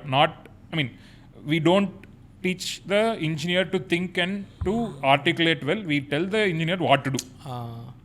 That shouldn't be the case. An engineer should have curiosity. அவனா என்ன பண்ண முடியும்னு கற்றுன்ட்டு அவன் வந்து அதை எப்படி எழுதி சொல்லி புரிய வைக்க முடியுமோ ஒரு மிஷினுக்கு பண்ணணும். ஆனால் நம்மளே வந்து ஹியூமனே மிஷினாக எடுத்து இதை பண்ண அதை பண்ணுன்னு சொல்லி, that is how it has become to the state it is today. Okay, and how do you see that translating to service companies, and what is the gap?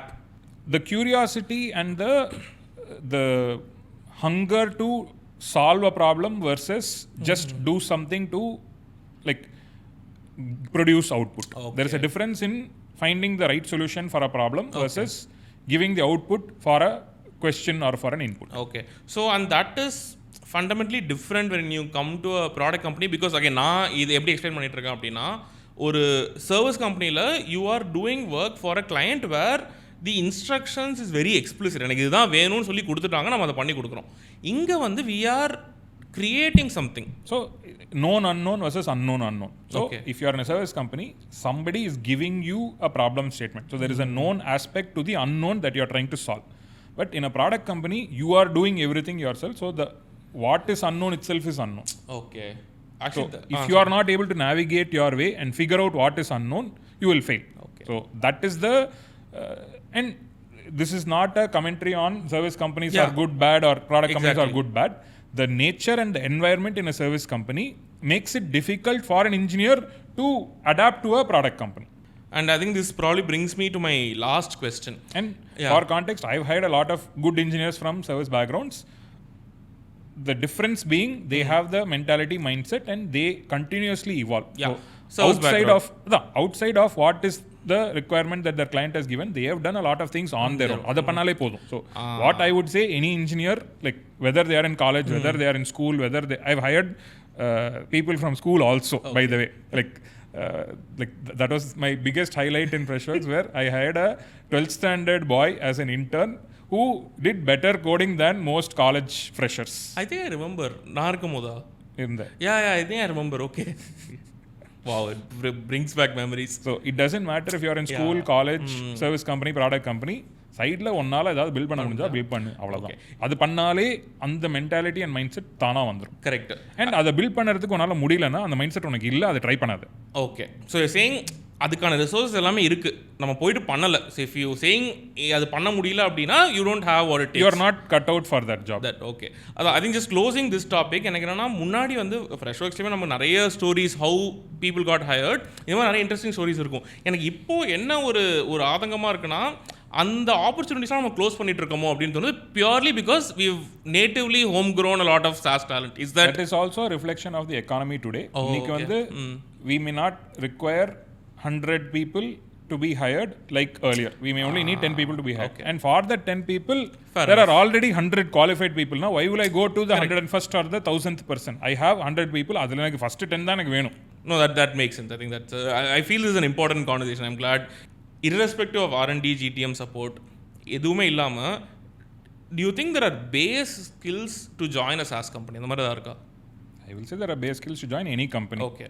It is a mix of these three functions, right? Like R&D, GTM, and support functions. Like you need to be able to feel some level of obsession and some level of curiosity, innate curiosity. உனக்கு வந்து ஏதோ இருக்குது, அதை பார்த்துட்டு அது என்ன பண்ணுறதுன்னு புரியணும், அது என்ன பண்ணுறதுன்னு உனக்கு தெரியறதுக்கு புரியணும், அது புரியறதுக்கு நீ என்ன பண்ணுற, like that drive needs to be there. There is a lot of articulation required. மண்டல இருந்தால் மட்டும் போகாது, அது வந்து மற்றவங்களுக்கு பேசி புரிய வைக்கணும், அதை எப்படி சொல்லணும்னு தெரியணும், எங்கே எப்படி சொல்லணும்னு தெரியணும். Like how I would articulate how gadget works to somebody who is a small kit, like அ 5 வயசு பையனுக்கு ஒரு ஐபேடில் எப்படி கேம் விளாடணும்னு சொல்லி கொடுக்குறதும், ஒரு 80 வயசு தாத்தாக்கு எப்படி ஐபேடில் வாட்ஸ்அப்பில் வீடியோ கால் பண்ணுறதும், how I articulate matters, what I teach them also matters. So you should be able to have that level of articulation skills. The more than GTM and R&D, the support functions have a lot of context. So என்னெல்லாம் பண்ணுறோமோ அது எதுக்கு பண்ணுறோம், what is required, some level of forethought required in tying all of this together. So these skills, I would say, like just general curiosity, general passion to having a drive to do things better and faster and like keep evolving and keep improving, and good communication, good articulation, good collaboration skills. Like again, even if you are a SaaS founder where you're just one person, you still have to work with 100 others outside. So you can't get away. Like I know a lot of people like you who will say I'm an introvert, I don't like talking to people, and say that you don't need that collaboration skill. You need that collaboration skill to do anything. கொஞ்சம் கஷ்டமாக தான் இருக்குது கேட்குறதுக்கு, but நான் அதை accept பண்ணிக்கிறேன். No, it's true. See, இந்த conversation I bring it to close. ஏன்னா நம்ம பேசினது எல்லாமே ஒரு பெரிய கம்பெனி கான்டெக்ஸ்ட்டில் பேசினாலும், to be a solo SaaS founder also you need flavours of all of this. இது எதுவுமே நம்ம வந்து டிஸ்கவுண்ட் பண்ண முடியாது. ஆனால் லாட் ஆஃப் பீப்புள் இப்போ தனியாக பண்ணுறவங்க அவங்க சொல்லலாம், ஓகே நான் தனியாக பண்ணுறேன், எனக்கு வந்து டீம் வேணான்ட்டு. They are living in one of these roles at one point. It's that they are ஸ்விட்சிங். இப்போ நான் கோட் அடிச்சிட்டு இருக்கும்போது ஒரு இமெயில் வரும், நான் அதுக்கு போய் ரிப்ளை பண்ணுறேன்னா I'm playing both support and the engineer role. இப்போ வந்து நான் ஒரு ஃபீச்சர் ஷிப் பண்ணிட்டு நான் அதை போய் டெஸ்ட் பண்ணுறேன்னா I'm playing the QA role there. So இந்த டிஃப்ரெண்ட் ரோல்ஸ்லாம் ஒரு SaaS கம்பெனி ரன் பண்ணுறதுக்கு தேவை. என்ன மாறி இருக்குன்னா the ability to perform these roles has come down. Like அபிலிட்டியை விட the effort required perform these roles has come down. So அதனால் ஒரு ஆளால் பெர்ஃபார்ம் பண்ண முடியுது இப்போ. I would not say the effort. Okay. The entry barrier has come down. Okay, entry barrier. You can be in one role and do 10 other roles with the power of AI, with the power of like just knowledge out there. So I think this may be again last question. So in this context, generalist versus specialist. So specialists were valued extremely. So in the context la, what would kind of your thoughts on the topic itself, like generalist versus specialist? There is no one winner. Generalist-ஆவும் win பண்ணலாம், specialist-ஆவும் win பண்ணலாம். But the ideal person is an expert generalist in couple of things. So you can know 100 things, but you need to be the best in one or two things at least. So just knowing one or two things will not work because you need to have context of other 98 things. Just knowing 100 things to a very surface level also will not help because somebody can do everything better than you. So உனக்கு என்ன தெரியும், உனக்கு என்ன புரியுமோ அதை நல்லா பண்ணு, அதை சுற்றி இருக்கிறது எல்லாத்தையும் சுமாராக பண்ணு. Okay, I think that is a great that is the T model. That is a T model. Super. அந்த டீ மாடலோட நம்ம முடிச்சுட்டு maybe will go have T outside. Super buddy, thank you so much. இது வந்து slightly different from the other episodes we've done. ஆனால் இது நான் one of the important எபிசோட்ஸாக பார்க்குறேன். ஏன்னா இந்த லெவல் டெப்த்து போயிட்டு நம்ம யாருமே இதை பேசுறதில்ல. நம்ம வந்து இந்த ரோல்ஸ்லாம் பார்க்குறோம், ஜாப் டிஸ்கிரிப்ஷன் படிக்கிறோம், ஆக்சுவலி என்ன நடக்குது, என்ன தேவை, ஏன் இதெல்லாம் பண்ணுறோம் அப்படின்றது is an important conversation. I'm glad we had that. Thank you so much. Thank you for having me on your podcast.